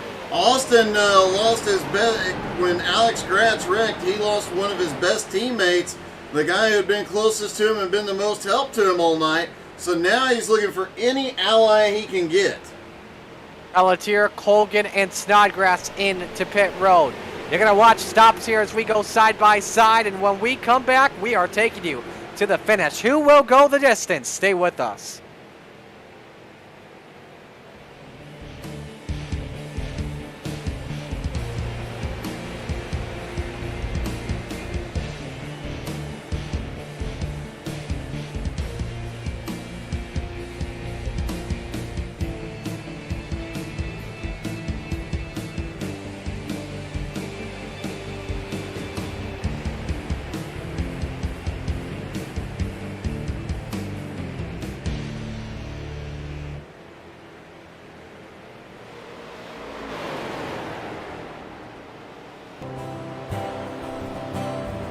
This is my good friend who had cancer when we were really little, and he was able to beat it through early detection. And now he just recently graduated from Santa Clara.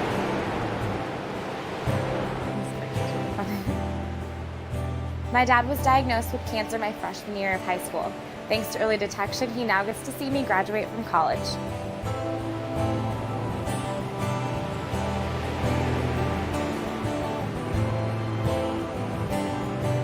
"8 years ago, my mom was diagnosed with cancer, but thanks to early detection, I'll get to spend this Christmas with her."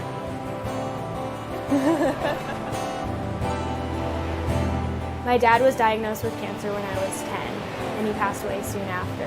Maybe if we had early detection, he would have been able to be there to walk me down the aisle.